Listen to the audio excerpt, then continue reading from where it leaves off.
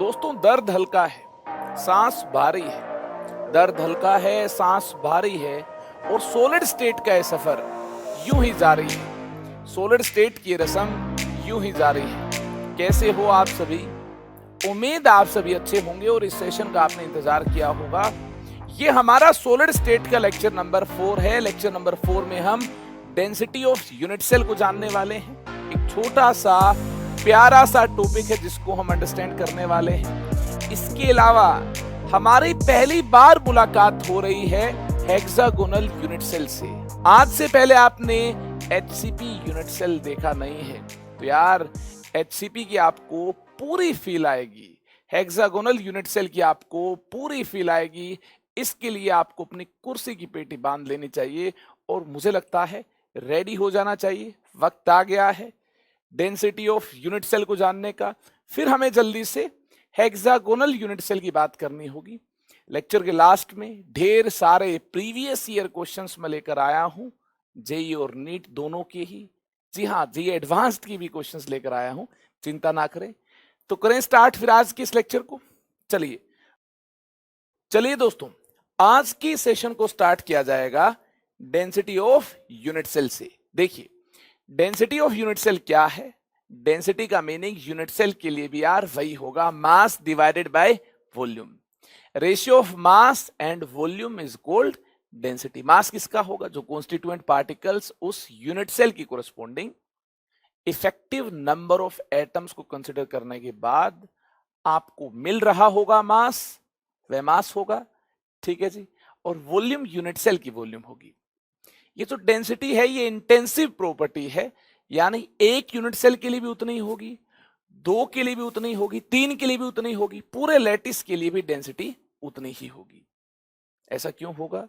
क्योंकि मास divided by volume है। मास ज्यादा होगा तो उसके कोरस्पोंडिंग वॉल्यूम भी ज्यादा होगी, मास कम होगा तो उसके कोरस्पोंडिंग वॉल्यूम भी कम होगी। तो डेंसिटी क्या हुई? इंटेंसिव प्रॉपर्टी जो कि क्वांटिटी पर डिपेंड नहीं करती है। यूनिट सेल की जितनी डेंसिटी है उतनी ही लैटिस की भी डेंसिटी होगी। सबसे पहले डेंसिटी को यार हम एक्सप्रेस कर लें, है ना। जैसे हम किसी और सब्सटेंस के लिए हम डेंसिटी का मीनिंग जानते हैं, वैसा ही मीनिंग यूनिट सेल के लिए होगा, मास डिवाइडेड बाय वॉल्यूम। देखिए मास ग्राम में है, किसका? कॉन्स्टिट्यूएंट पार्टिकल्स का, जो उस पर्टिकुलर यूनिट सेल में पाए जाते हैं। उनके कंट्रीब्यूशन को कंसीडर करने के बाद जो मास मिल रहा है उस मास को हम यहां पुट करेंगे, ग्राम इसकी यूनिट होगी, divided by volume of unit cell. Volume मान लेंगे एमएल में है या फिर सेंटीमीटर क्यूब में है। 1 ml 1 सेंटीमीटर क्यूब के इक्वल है। इसे हम सीसी से भी इंडिकेट कर सकते हैं, क्यूबिक सेंटीमीटर, सेंटीमीटर क्यूब, है ना। इसको हम सीसी से भी इंडिकेट कर सकते हैं, टेंशन नहीं लेनी है। तो डेंसिटी की यूनिट क्या मिलती है? मास ग्राम में है, वॉल्यूम एमएल में है या फिर सेंटीमीटर क्यूब में है, या फिर इसे इंडिकेट किया जा सकता है सीसी के साथ। तो इसकी यूनिट क्या होगी? ग्राम पर एमएल और ग्राम पर सेंटीमीटर क्यूब और ग्राम पर सीसी, एक ही बात है। अब देखिए डेंसिटी जो है एक यूनिट सेल की भी उतनी होगी, 2 की भी उतनी होगी, 3 की भी उतनी होगी, इनफैक्ट पूरे लैटिस की उतनी होगी। क्योंकि यार ज्यादा यूनिट सेल की बात करेंगे तो उसके कोरस्पोंडिंग मास ज्यादा होगा, वॉल्यूम ज्यादा होगी। जिस प्रपोर्शन में मास बढ़ रहा होगा उसी प्रपोर्शन में वॉल्यूम भी बढ़ रही होगी। यानी मास डिवाइडेड बाय वॉल्यूम, ये रेशियो आपको क्या मिल रहा होगा? कांस्टेंट मिल रहा होगा एक पर्टिकुलर टाइप के यूनिट सेल्स के लिए। एक से ज्यादा यूनिट सेल है तो उस केस में भी मास बाय वॉल्यूम आपको कांस्टेंट मिल रहा हो। इनफैक्ट पूरे लैटिस के लिए डेंसिटी आपको क्या मिल रही होगी? उतनी ही मिल रही होगी जितनी एक यूनिट सेल की होगी। हम बोल सकते हैं पॉइंट नंबर 1 के बाद, डेंसिटी को इंडिकेट करने के बाद यार हम बोल सकते हैं density is intensive property. Density is intensive, जो क्वांटिटी पर डिपेंड नहीं करती है। आपने थर्मोडायनेमिक्स में ऐसी प्रॉपर्टीज का नाम सुना होगा जो क्वांटिटी पर डिपेंड नहीं करती है। डेंसिटी उनमें से एक है। पानी 10 ml है, 100 ml है, डेंसिटी तो यार दोनों ही केसेस में 1 ग्राम पर ml होगी। अगर आप मास इंक्रीज कर रहे होंगे तो उसके कोरस्पोंडिंग यार सेम प्रोपोर्शन में वॉल्यूम भी इंक्रीज हो रही होगी। तो ये क्वांटिटी पर डिपेंड नहीं करेगी, मास बाय वॉल्यूम कांस्टेंट मिल रहा होगा। एक यूनिट सेल के लिए चेक कर लो, 2 के लिए कर लो, 3 के लिए कर लो, या पूरे लैटिस के लिए आप चेक कर लो। ठीक है, तो यार थर्ड पॉइंट क्या होगा? Density of lattice, density of lattice is same as density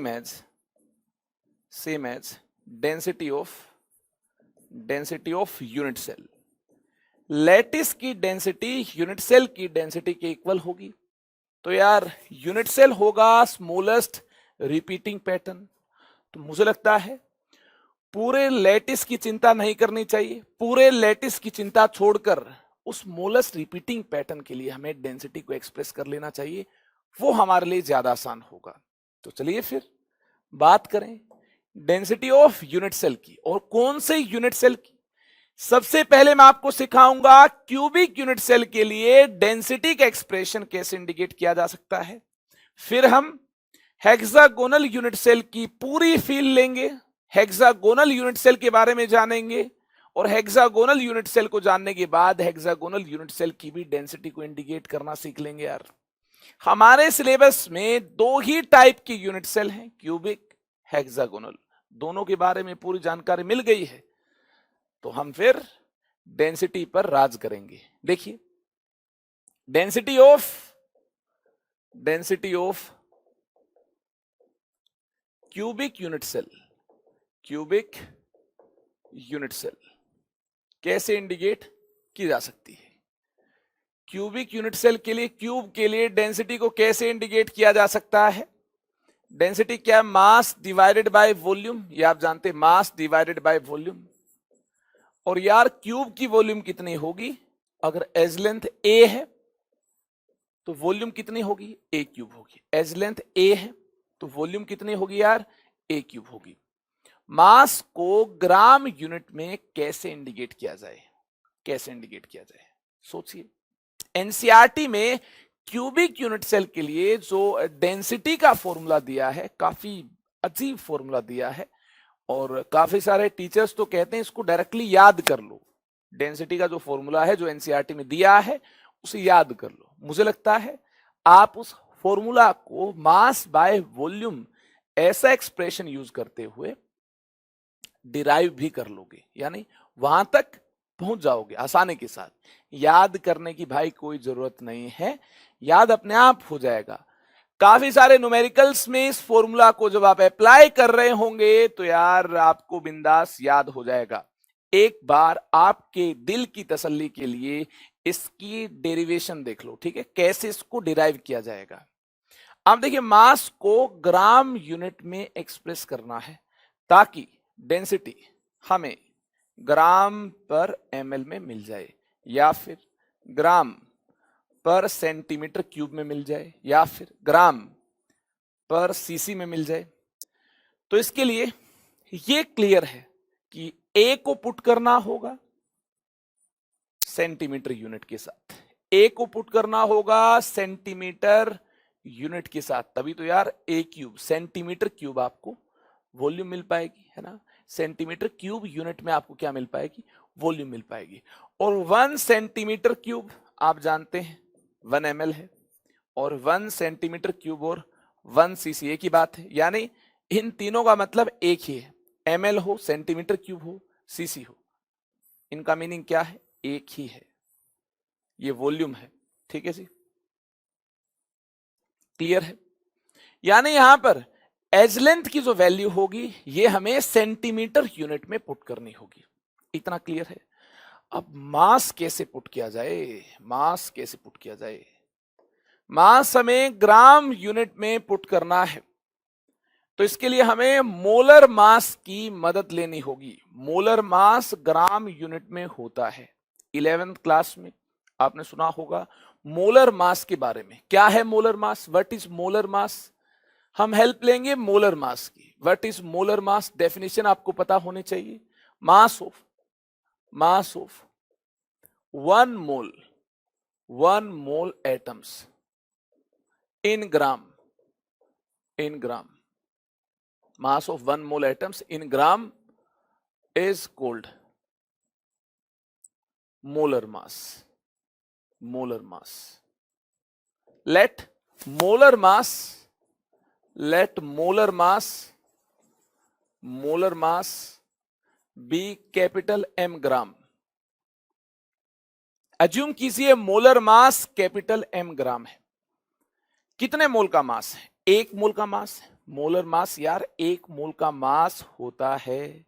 ठीक है जी. 1 मोल का मीनिंग क्या है? कितने पार्टिकल्स का मास है? 1 मोल का मीनिंग क्या है? 1 मोल का मीनिंग है 6.022 into 10 raise to power 23 particles, यानी इतने पार्टिकल्स का मास है, यानी इतने एटम्स का मास है. 1 मोल का मास, मोलर मास, यानी इतने एटम्स का मास. ठीक है जी. नंबर ऑफ एटम्स, ध्यान से देखिए, नंबर ऑफ एटम्स अगर Na एवोगैड्रो नंबर की इक्वल है, ये एवोगैड्रो नंबर ही है. 1 mole is equal to 6.022 into 10 raise to power 23 atoms, और इस नंबर को एवोगैड्रो नंबर भी बोलते हैं, आप जानते हैं. Na से इसको इंडिकेट किया जा सकता है. Na एटम्स, Na एटम्स का मास कितना है? 6.022 into 10 raise to power 23 atoms का मास कितना है? 1 मोल का मास कितना है? अरे इसका मीनिंग यही तो है, 1 मोल में इतने एटम्स होंगे. इतने एटम्स का मास ही तो मोलर मास है. 1 मोल का मास मोलर मास है, तो 1 मोल का मीनिंग इतने एटम्स. तो यार Na एटम्स का मास कितना होगा? मास कितना होगा? ये होगा यार मोलर मास. जी हाँ, 1 मोल के मास को ही मोलर मास बोलते हैं, और 1 मोल का मीनिंग है इतने एटम्स. इतने एटम्स का मास, मोलर मास कैपिटल M ग्राम है. क्लियर है?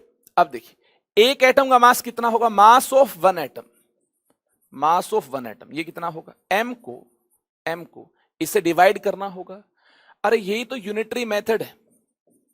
ये लीजिए, इसे डिवाइड किया, या फिर ऐसे इंडिकेट कीजिए, M को Na से डिवाइड करना होगा. जी हाँ, M को Na से डिवाइड किया. अरे यार 6.022 इंटू 10 रेज टू पावर 23, यही तो Na है. और क्या है ये? यही तो Na है, Avogadro's number. 6.022 into 10 raise to power 23, this is called Avogadro's number. ये पॉइंट आपको क्लियर है? इस प्रकार से एक एटम का मास इंडिकेट किया जा सकता है. बिल्कुल. अब यूनिट सेल में कितने एटम्स होंगे, कितने एटम्स का कंट्रीब्यूशन होगा यूनिट सेल में, ये जानकारी हमें Z से मिल पाएगी. इफेक्टिव नंबर ऑफ एटम्स कितने हैं, ये जानकारी हमें कैपिटल Z से मिल पाएगी. कैपिटल Z इंडिकेट करता है इफेक्टिव नंबर ऑफ एटम्स को.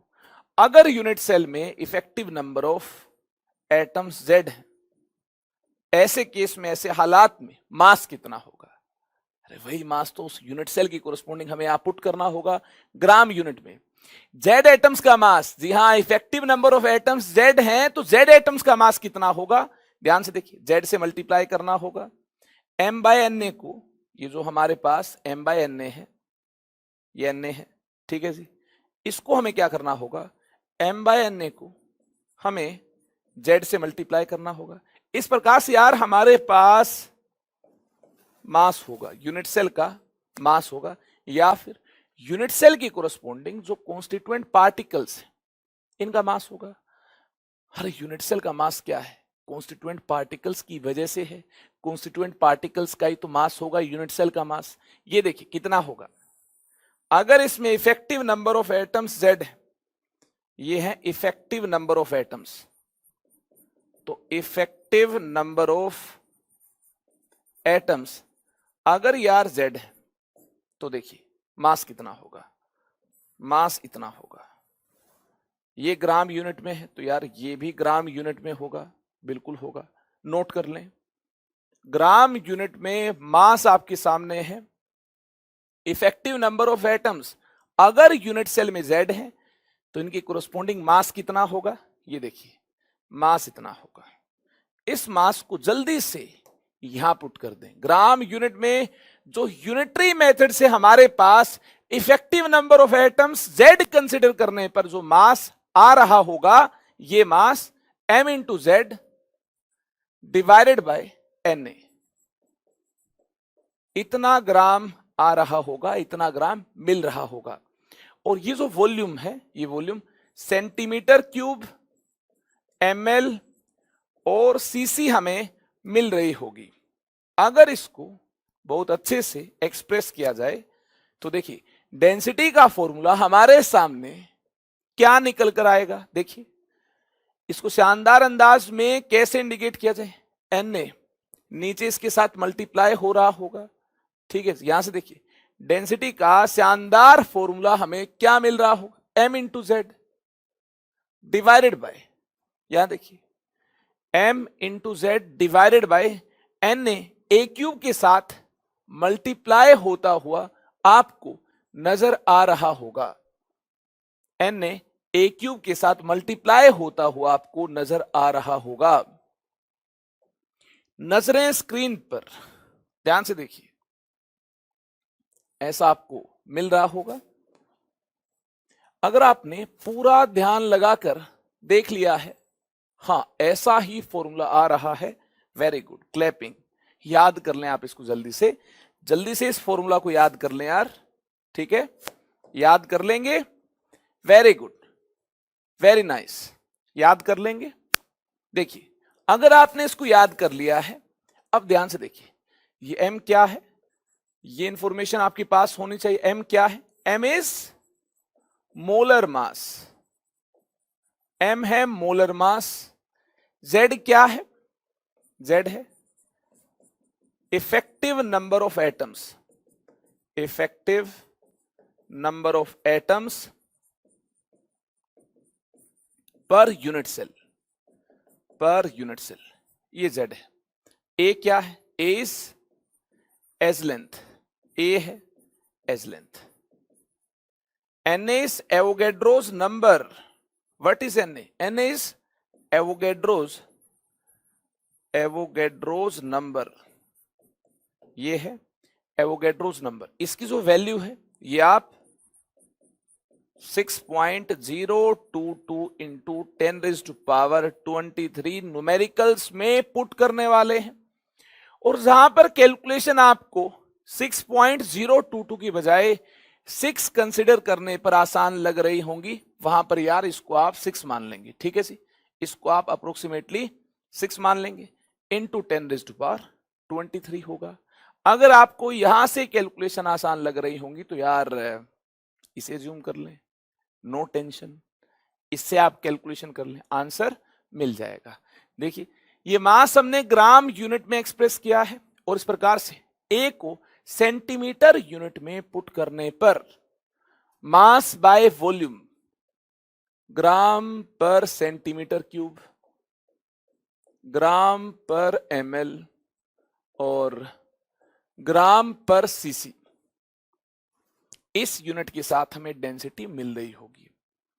यूनिट कन्वर्जन के लिए काफी बार आपको इसे भी यूज करना होगा। किसे यूज करना होगा, 1 angstrom is equal to 10⁻⁻10 metre, ये आपको पता होना जरूरी है, ठीक है। इसके अलावा 1 नैनोमीटर 10⁻⁹ मीटर, ठीक है जी। इसके अलावा आपको और क्या पता होना जरूरी है, एंगस्ट्रोम, नैनोमीटर, पिकोमीटर, जी हाँ 1 picometre 1 pm is equal to 10⁻⁻12 metre, और 1 femtometre is equal to 10⁻⁻15 metre, 1 metre is equal to 100 centimetre, 10⁻² centimetre. Unit conversion के लिए आपको यह जानकारी भी होना जरूरी है, ठीक है, यह जानकारी भी मैंने आपको दे दी है। आई होप आपने इसे भी अंडरस्टैंड कर लिया होगा और ये आपको पता भी होगा। मेरा फर्ज बनता है आपको पूरी जानकारी देना, ठीक है। इसको याद कर लिया है, इसको अंडरस्टैंड कर लिया है तो चले आगे फिर। अगर ये क्लियर है, ये क्लियर है, तो आगे चलें फिर। चलिए आगे चलते हैं। आगे हम बात करेंगे यार, क्यूबिक में हमारे पास 3 पॉसिबिलिटी है। कौन कौन सी देखिए।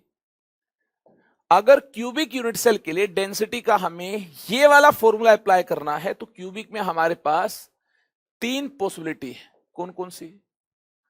पहली पॉसिबिलिटी क्यूबिक में हमारे पास है सिंपल क्यूबिक। दूसरी कौन सी है? Body centred. तीसरी कौन सी है? Face centred. तो देखिए, ध्यान से देखिए, अगर क्वेश्चन सिंपल क्यूबिक से रिलेटेड मिलता है या बॉडी सेंटर्ड से रिलेटेड मिलता है, फेस सेंटर्ड से रिलेटेड मिलता है, तो कौन सी जानकारी, कौन सी इंफॉर्मेशन आप डायरेक्टली यूज कर लेंगे? क्या आपको पहले से ही पता है क्या चीज सिंपल क्यूबिक के लिए, बॉडी सेंटर्ड के लिए, फेस सेंटर्ड के लिए आप पहले से ही जानते हो? क्या आपने इन यूनिट सेल के टाइप में विजुलाइज किया है, अंडरस्टैंड किया है? बोलिए बोलिए, बताइए बताइए, क्या आप पहले ही अंडरस्टैंड कर चुके हैं? जहां मैंने types of cubic unit cell आपको पढ़ाया था, वहां देखिए 3 टाइप की यूनिट सेल में मैंने बात की थी जेड की। सिंपल क्यूबिक के लिए जेड मैंने आपको बताया था 1 है, बॉडी सेंटर्ड के लिए जेड 2 है, फेस सेंटर्ड के लिए जेड 4 है। याद आया आपको? Very good. याद आया तो अच्छी बात है, नहीं याद आया तो यार अपनी नोटबुक के पेज पलटिए, पीछे जाइए और देखिए, फील लीजिए, इमेजिन कीजिए। नहीं करेंगे एग्जाम में प्रॉब्लम आएगी। इस फॉर्मूला से रिलेटेड क्वेश्चंस काफी बार डिफरेंट एंट्रेंस में देखे जा चुके हैं, नीट में। अभी कुछ प्रीवियस ईयर क्वेश्चंस मैं आपको दिखाऊंगा, आपके सामने पेश करूंगा। नीट में, जेई मेंस में, इनफैक्ट जे एडवांस्ड में भी क्वेश्चन आ चुका है 2017 में। इंटीजर टाइप क्वेश्चन था, मैं लेकर आया हूं, देखिए आपके लिए लेकर आया हूं, फुल प्रूफ के साथ आया हूं। देखिए ये आ चुका है। इससे पहले देखिए मेडिकल एंट्रेंस में इतने सारे क्वेश्चंस आ चुके हैं। देखिए इस प्रकार से सारे मेडिकल एंट्रेंस में क्वेश्चन आ चुके हैं। ठीक है जी, देख लेंगे इनको, नो टेंशन, प्रैक्टिस भी हो जाएगी, बिल्कुल हो जाएगी। तो यार ये इंफॉर्मेशन आपको पता होनी जरूरी है। इसके अलावा ए एंड आर का रिलेशन भी हो सकता है न्यूमेरिकल में यूज करने की आवश्यकता हो जाए। ए इज इक्वल टू 2r, इसके लिए बॉडी सेंटर्ड के लिए क्या होगा? Under root 3a is equal to 4r। Face centred के लिए under root 2a is equal to 4r। ऐसा क्यों होगा? इसकी पूरी कहानी आपको पहले ही मेरी जुबानी बता चुका हूं, है ना? चलिए अच्छी बात है, अगर ये इंफॉर्मेशन आपको पहले से पता है और आप इसको काफी पहले ही याद कर चुके हैं, वेरी गुड। इसे भी न्यूमेरिकल में हो सकता है हम यूज करें। जी हाँ, यूज करेंगे, ऐसे फालतू में कोई चीज आपको नहीं बताई जाएगी, इसको डेफिनेटली न्यूमेरिकल्स में हम यूज करने वाले हैं। जो भी डेंसिटी रिलेटेड न्यूमेरिकल्स होंगे क्यूबिक यूनिट सेल से रिलेटेड, वहां पर यार इन सभी रिलेशन की हमें जरूरत होगी, यूज कर लेंगे, नो टेंशन। चलें आगे, फिलहाल आगे चलते हैं। और आगे यार क्यूबिक यूनिट सेल के अलावा अगर और कोई यूनिट सेल हुआ तो फिर क्या करना होगा? हेक्सागोनल यूनिट सेल हुआ तो फिर डेंसिटी के फॉर्मूला को कैसे इंडिकेट करना होगा, ये मैं आपको बताने वाला हूं। उससे पहले मैं आपको बता दूं, ये बोर्ड्स में आता ही आता है ना, 3 मार्क्स में, है ना? ये आपको देखने को मिलेगा बोर्ड्स में। न्यूमेरिकल आएगा, निपट लेंगे, जिनको फॉर्मूला याद होगा वो सभी निपट लेंगे, ठीक है ना? और बाकी लोग निपट जाएंगे। निपटने का मतलब समझते हो ना आप? इससे निपट लेंगे और निपट जाएंगे, इन दोनों बातों में डिफरेंस है। इससे निपट लेंगे मतलब क्वेश्चन को सोल्व कर लें, और निपट जाएंगे मतलब ढेर हो जाएंगे, ठीक है? तो आप शहीद ना हो, मेरी तो ऐसी दुआएं रहेंगी, और आप क्वेश्चन को सोल्व कर लें, ठीक है? इसके लिए ये फॉर्मूला याद होना जरूरी है। चलिए याद कर लिया होगा, इंफॉर्मेशन भी आपने यहां से एक्सट्रैक्ट कर ली होगी, ठीक है ना? जो भी इंफॉर्मेशन आपके लिए इंपॉर्टेंट है वो मैंने आपको बता दी है। याद हो गया फॉर्मूला? अब देखिए, density of hexagonal unit cell, cubic के लिए आप देख चुके हैं। दूसरा यूनिट सेल का टाइप जो हमारे सिलेबस में फ्रीक्वेंटली हम देखने वाले हैं, ये हेक्सागोनल है। Density of hexagonal unit cell, unit cell देखिए यार, हेक्सागोनल यूनिट सेल की डेंसिटी क्या होगी। अब आप सोचेंगे हेक्सागोनल तो हमें पता ही नहीं है। अरे टेंशन मत लीजिए, हेक्सागोनल नहीं पता है, डेंसिटी निकालना तो सिखा ही दूंगा। उसके बाद हेक्सागोनल यूनिट सेल भी बता दूंगा क्या है हेक्सागोनल यूनिट सेल। उससे पहले डेंसिटी निकालना सीख लें यार। देखिए डेंसिटी का फॉर्मूला क्या होगा, डेंसिटी का फॉर्मूला होगा मास by volume, mass by volume. अब देखिए मास फाइंड करने में यूनिट सेल के टाइप का कोई रोल नहीं है, यूनिट सेल कैसा भी हो मास तो यार रहे, इसी यूनिटरी मेथड से हमें एक्सप्रेस करना होगा। यहां देखिए क्यूबिक यूनिट सेल की कोई कंडीशन यूज नहीं हुई, ये तो यूनिटरी मेथड है। एन एटम्स है, एक मोल का मास, अगर एन एटम्स तो एक मोल एटम्स है, तो एक मोल का मास कितना होगा, एन एटम्स का मास कितना होगा, मोलर मास होगा कैपिटल एम ग्राम होगा। और देखिए वन एटम है तो मास कितना होगा, एम बाय एन ए होगा। Effective number of atoms Z है तो मास कितना होगा, M by N A into Z होगा। यार यूनिट सेल कैसा भी हो, क्यूबिक हो या कोई और टाइप का हो, तो इस केस में देखिए जो मास फाइंड करने का तरीका होगा हेक्सागोनल में भी क्या होगा, सेम होगा, कैसा भी यूनिट सेल का टाइप हो यार। यहां देखिए ना ही क्यूबिक की कंडीशन यूज हुई है, ना ही हेक्सागोनल की कंडीशन यूज हुई है। ये तो यार एक जनरल तरीका है जो कि मास को एक्सप्रेस करने का है, ठीक है। यूनिट सेल के लिए मास ग्राम यूनिट में कैसे एक्सप्रेस होगा, देखिए ऐसे एक्सप्रेस होगा m by N A into Z. ये देखिए मास ग्राम यूनिट में effective number of atoms Z है, तो इस अंदाज में एक्सप्रेस होगा। ये मैं आपको काफी पहले बता चुका हूं, ठीक है जी। मास एक्सप्रेस कर लिया, अब वॉल्यूम को यहां पर ए क्यूब तो पुट कर नहीं पाएंगे क्योंकि यार ए क्यूब तो क्यूब की वॉल्यूम है, ये तो क्यूबिक यूनिट सेल की वॉल्यूम है। यहां पर वॉल्यूम को ए क्यूब तो पुट नहीं कर पाएंगे, तो फिर क्या पुट किया जाएगा वॉल्यूम को, वॉल्यूम को यार हम पुट करने वाले हैं इस प्रकार से, area of base, area of base into height, area of base into height. क्योंकि यार हेक्सागोनल की वॉल्यूम यही तो होगी, बेस का एरिया इनटू हाइट, जो भी हाइट होगी। बेस का एरिया कैसे फाइंड होगा, हाइट कैसे फाइंड होगी, ये मैं आपको सिखा दूंगा, ये बाद का काम है।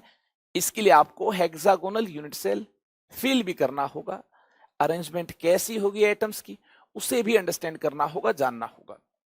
तो चलिए डेंसिटी फाइंड करने का जो फॉर्मूला हमारे सामने आया है, ये फॉर्मूला इस प्रकार से है, m into Z divide by N A into volume of unit cell, volume of unit cell. इसे देखिए एक्सप्रेस कर लेंगे area of base into height से, कैसे कर लेंगे ये बाद का काम है। इसके लिए हेक्सागोनल यूनिट सेल दिखने में कैसा होगा, दिखने में कैसा होगा ये पता करना बेहद जरूरी है। जब तक हमें यही नहीं पता है हेक्सागोनल यूनिट सेल दिखने में कैसा होगा, तब तक यार हम वॉल्यूम को एक्सप्रेस नहीं कर पाएंगे, ठीक है जी। तो इसे याद कर लें, और वॉल्यूम कैसे पुट की जाएगी ये देख लें, area of base into height से याद कर लिया है। और वॉल्यूम के लिए you can apply area of base into height. Height कितनी होगी, बेस का एरिया कितना होगा। आइए इसकी बात करें, हेक्सागोनल यूनिट सेल की पूरी फील लेने का वक्त आ गया है। हेक्सागोनल यूनिट सेल दिखने में कैसा होगा, देखिए हेक्सागोनल यूनिट सेल दिखने में ऐसा होगा। The unit cell of hexagonal crystal system is described by following relations. क्या रिलेशंस होंगे, देखिए इस प्रकार से, A is equal to B but not equal to C, काफी पहले बताया जा चुका है। ए बी के इक्वल होगा लेकिन सी के इक्वल नहीं होगा, ठीक है जी। अल्फा बीटा 90 डिग्री के इक्वल होंगे, और गामा जो है ये 120 डिग्री होगा। देखिए गामा किस प्रकार से 120 डिग्री होगा, ये आपके सामने। और अल्फा बीटा किस प्रकार से 90 डिग्री के इक्वल होंगे, देखिए ये अल्फा है ये बीटा है, ठीक है जी। ए बी के इक्वल है, हाँ ए बी के इक्वल है, लेकिन जो सी है, ये जो हाइट है जो सी है, ये इक्वल नहीं है। ए बी के इक्वल है, देखिए ये ए इस बी के इक्वल है, लेकिन लेकिन लेकिन सी इक्वल नहीं है। ये जो हाइट है ये अलग होगी, ए बी के इक्वल है, सी के इक्वल नहीं है। अल्फा बीटा 90 डिग्री आप देख सकते हैं, लेकिन गामा जो 90 डिग्री नहीं है, बल्कि कितना है 120 डिग्री। देखिए ये गामा है 120 डिग्री। आई होप आपने हेक्सागोनल यूनिट सेल को फील कर लिया होगा। ठीक है जी, एक हेक्सागोनल लेयर ऊपर होगी, दूसरी कहां होगी, नीचे होगी। ठीक है जी, बीच में भी एटम्स होंगे, ऊपर नीचे भी एटम्स होंगे, बीच में भी एटम्स होंगे। ये बीच में जो एटम्स है ये कहां प्लेस्ड होंगे, ये वॉइड्स में प्लेस्ड होंगे। ठीक है जी, किस प्रकार से इंप्रेशंस पर प्लेस्ड होंगे, किस प्रकार से वॉइड्स पर प्लेस्ड होंगे, आइए इसकी बात करें। देखिए एक हेक्सागोनल लेयर ऊपर इस प्रकार की होगी, एटम्स की अरेंजमेंट इस प्रकार की होगी। देखिए इस प्रकार से हेक्सागन के कॉर्नर पर, या फिर ज्यादा अच्छे से बोलें इक्विलेटरल ट्रायंगल के कॉर्नर पर, ये ज्यादा अच्छा होगा। क्यों? क्योंकि एक हेक्सागन में कितनी इक्विलेटरल ट्रायंगल नजर आएंगी, 6 हमें नजर आएंगी। तो यार इक्विलेटरल ट्रायंगल के कॉर्नर पर अगर एटम्स और स्फीयर्स को अरेंज कर दिया जाए तो हमें इस प्रकार की हेक्सागोनल लेयर मिल जाएगी। कैसे मिल जाएगी? देखिए इसमें हमें कितनी इक्विलेटरल ट्रायंगल नजर आएंगी, ध्यान से देखिए कितनी इक्विलेटरल ट्रायंगल इसमें हमें नजर आ रही होंगी। अगर आप ध्यान से देखेंगे तो इसमें हमें यार 1 2 3 4 5 6 इक्विलेटरल ट्रायंगल नजर आ रही होंगी। कैसे आ रही होंगी? देखिए इस प्रकार से, ध्यान से देखिए। आई थिंक अब आपको 6 इक्विलेटरल ट्रायंगल नजर आ रही होंगी। और ये जो अरेंजमेंट है इस प्रकार की है कि जो एटम्स और स्फीयर्स हैं ये इक्विलेटरल ट्रायंगल के कॉर्नर्स पर प्लेस्ड है। एक हेक्सागोनल लेयर ऐसी होगी। सिमिलरली बिल्कुल नीचे देखिए एक हेक्सागोनल लेयर इसी टाइप की होगी। बिल्कुल नीचे देखिए, यहां देखिए, ये अगर थर्ड टाइप की लेयर है, थर्ड लेयर है, ठीक है जी, इसे थर्ड लेयर मान लिया मैंने। और ये देखिए ये फर्स्ट लेयर है, और ये देखिए ये सेकंड लेयर है, इसको मैंने थर्ड लेयर मान लिया। जैसी थर्ड लेयर है वैसी ही फर्स्ट लेयर होगी, ये कहना चाहता हूं। ठीक है, जैसी थर्ड लेयर है वैसी ही फर्स्ट लेयर होगी। किसमें? हेक्सागोनल यूनिट सेल में। तो देखिए यहां भी एटम्स और स्फीयर्स को इस प्रकार से प्लेस किया होगा, एटम्स और स्फीयर्स को इस प्रकार से प्लेस किया होगा। ये भी लाई कर रहे होंगे इक्विलेटरल ट्रायंगल के कॉर्नर पर। कहां लाई कर रहे होंगे? इक्विलेटरल ट्रायंगल के कॉर्नर पर। कहां लाई कर रहे होंगे? देखिए इक्विलेटरल ट्रायंगल के कॉर्नर पर। ऐसा करने से, इस प्रकार से एटम्स और स्फीयर्स की अरेंजमेंट करने से इस एक हेक्सागोनल लेयर के कोरस्पोंडिंग कितने इक्विलेटरल ट्रायंगल मिल रही है? हमें यार 6 इक्विलेटरल ट्रायंगल मिल रही है। ठीक है जी, अब देखिए इसे हमें फिल करना है। देखिए इस प्रकार से एटम्स और स्फीयर्स की अरेंजमेंट की गई है, इस प्रकार से की गई। देखिए ध्यान से देखिए, हेक्सागोनल लेयर आपको दिखाई दे रही होगी। ये देखिए इस प्रकार से, ये थर्ड लेयर है। जैसी थर्ड है वैसी क्या होगी? वैसी फर्स्ट होगी। जैसी थर्ड है वैसी फर्स्ट होगी। यानी देखिए फर्स्ट कैसी होगी? फर्स्ट लेयर भी ऐसी होगी। इस प्रकार से आप भी ड्रॉ कर लें। ठीक है, जैसी थर्ड है वैसी फर्स्ट होगी। देखिए ये फर्स्ट है। इसके बाद बारी है सेकंड लेयर को विजुलाइज करने की। ध्यान से देखिए, एक हेक्सागोनल लेयर की कोरस्पोंडिंग आप बात करें नंबर ऑफ इक्विलेटरल ट्रायंगल की, तो नंबर ऑफ इक्विलेटरल ट्रायंगल आपको 6 यहां पर नजर आ रही होंगी। ये देखिए इस प्रकार की यूनिट सेल में हमने हेक्सागन कंसिडर की। इसमें देखिए नंबर ऑफ इक्विलेटरल ट्रायंगल आपको कितनी नजर आ रही होंगी? ध्यान से देखिए, बिल्कुल ध्यान से देखिए। इस प्रकार से 6 इक्विलेटरल ट्रायंगल आपको मिल रही होंगी। क्लियर है? अब देखिए जो बीच में 3 एटम प्लेस्ड है, जो सेकंड लेयर की 3 एटम है, ये कहां प्लेस्ड है? यहां देखिए, इन 3 एटम को, इन 3 एटम्स को इस प्रकार से प्लेस किया जा सकता है, एक यहां, एक यहां, 2 यहां।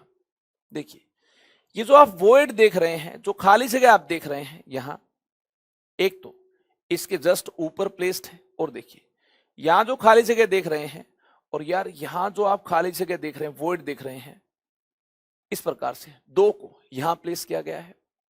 और यार ये थर्ड लेयर है, इसके जस्ट नीचे, इसके जस्ट नीचे जो वर्ड्स बन रहे होंगे, कौन से वर्ड्स? देखिए इस प्रकार की अरेंजमेंट है, तो इसके जस्ट नीचे, क्योंकि ये नीचे से प्लेस्ड है, यहां ऊपर से प्लेस्ड है, तो यहां देखिए ये 3 इसके नीचे से प्लेस्ड होंगे, इस प्रकार से ये तीनों कॉन्टेक्ट में होंगे।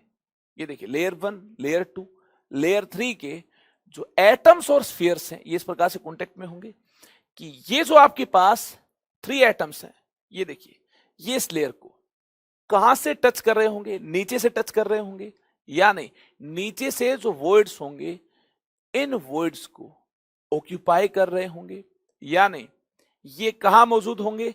ये मौजूद होंगे देखिए इस प्रकार से नीचे की तरफ से, क्योंकि नीचे तो जा नहीं सकते हैं, नीचे की तरफ से यहां, यहां, यहां, और यहां देखिए ऊपर की तरफ से, क्योंकि इनके ऊपर प्लेस्ड है, तो कहां प्लेस्ड होंगे? देखिए इस वर्ड के ऊपर, इस वर्ड के ऊपर, इस खाली जगह के ऊपर, या फिर वर्ड के ऊपर। और यहां देखिए नीचे की तरफ से इस वर्ड को ऑक्यूपाई करना चाहते हैं, इसको ऑक्यूपाई करना चाहते हैं, इसको ऑक्यूपाई करना चाहते हैं, नीचे की तरफ से। इस प्रकार से हमें 3 लेयर मिल रही होंगी हेक्सागोनल यूनिट सेल की। उम्मीद है आपने इसे विजुलाइज किया होगा। यहां पर जो ये 3 एटम है, ये इस लेयर के वर्ड्स को नीचे से कवर कर रहे होंगे, और इस लेयर के वर्ड्स को ऊपर से कवर कर रहे होंगे, यानी इन 3 के कॉम्बिनेशन से भी इक्विलेटरल ट्रायंगल यहां पर मिल रही होगी। ठीक है जी, ये क्या है? ये लेयर 1 है, ये लेयर 1 है। ये क्या है? ये लेयर 2 है। ये क्या है? ये थर्ड लेयर है, लेयर 3 है। ये क्या होगा? इस टाइप का रिपीटिंग पैटर्न क्या होगा? देखिए, सिंपलेस्ट, स्मॉलेस्ट रिपीटिंग पैटर्न, ये आपके सामने है। ये क्या है? ये हेक्सागोनल यूनिट सेल के कोरस्पॉन्डिंग अरेंजमेंट है। This is called hexagonal unit cell. ये क्या है? इस अरेंजमेंट को बोला गया है, लेयर 1, लेयर 2, लेयर 3 में एटम्स की ऐसी अरेंजमेंट को बोला गया है हेक्सागोनल यूनिट सेल। अब देखिए, इस हेक्सागोनल यूनिट सेल को यहां भी अंडरस्टैंड किया जा सकता है। ऐसी अरेंजमेंट यहां भी मिलती है, जैसी अरेंजमेंट आप यहां देख चुके हो वैसी अरेंजमेंट आपको यहां भी मिलती है। ठीक है जी। अब देखिए, ये कंफ्यूजन नहीं होनी चाहिए कि ये जो 2 एटम और स्फीयर है, ये आपकी तरफ सामने है, एक उस तरफ है। अगर ऐसा हुआ तो क्या ये डिफरेंट केस होगा? एक सामने की तरफ हो, और या लेयर 2 के, ये देखिए ये 2 एटम्स दूसरी तरफ हो। ठीक है, नहीं, ये अरेंजमेंट भी सेम ही होगी। ये भी इस प्रकार से HCP अरेंजमेंट को इंडिकेट कर रहे होंगे। ये तो यार ऑब्जर्वर पर डिपेंड करता है। अगर आप ऑब्जर्वर हैं तो आपको ये दोनों सामने नजर आ रहे होंगे। अगर आप पीछे चले जाएंगे, बोर्ड के पीछे उस तरफ चले जाएंगे, तो आपको यार आपकी तरफ एक आता हुआ नजर आ रहा होगा, यानी आपको ऐसी अरेंजमेंट नजर आ रही होगी। ठीक है जी। एक सामने हो, 2 पीछे हो, या 2 सामने हो, 1 पीछे हो, लेयर 2 के कोरस्पॉन्डिंग, तो यार ये दोनों सिमिलर टाइप की अरेंजमेंट है, और इनमें से आप कोई भी कंसिडर कर सकते हैं। ठीक है जी, नो टेंशन। उसे देखिए, हेक्सागोनल यूनिट सेल की शक्ल चेंज नहीं होगी। हेक्सागोनल यूनिट सेल ऐसी अरेंजमेंट हुई या ऐसी अरेंजमेंट हुई, दोनों ही अरेंजमेंट के कोरस्पॉन्डिंग सेम मिल रहा होगा। ठीक है जी, क्योंकि आइडेंटिकल स्फीयर्स हैं, और 2 आगे की तरफ 1 पीछे की तरफ हो लेयर 2 के कोरस्पॉन्डिंग, या फिर 1 आगे की तरफ 2 पीछे की तरफ हो। यार ये तो ऑब्जर्वर के देखने पर डिपेंड कर रहा है, ऑब्जर्वर सामने से देख रहा है या पीछे जाकर देख रहा है, तो इसमें आपको टेंशन लेने की जरूरत नहीं है। आप ऐसी अरेंजमेंट मान लो लेयर 2 के एटम्स की, या फिर आप ऐसी अरेंजमेंट मान लो। ठीक है जी।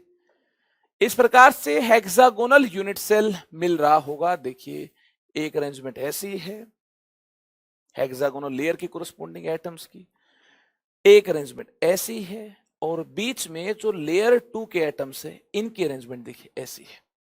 पूरी फील आपको मिल चुकी है।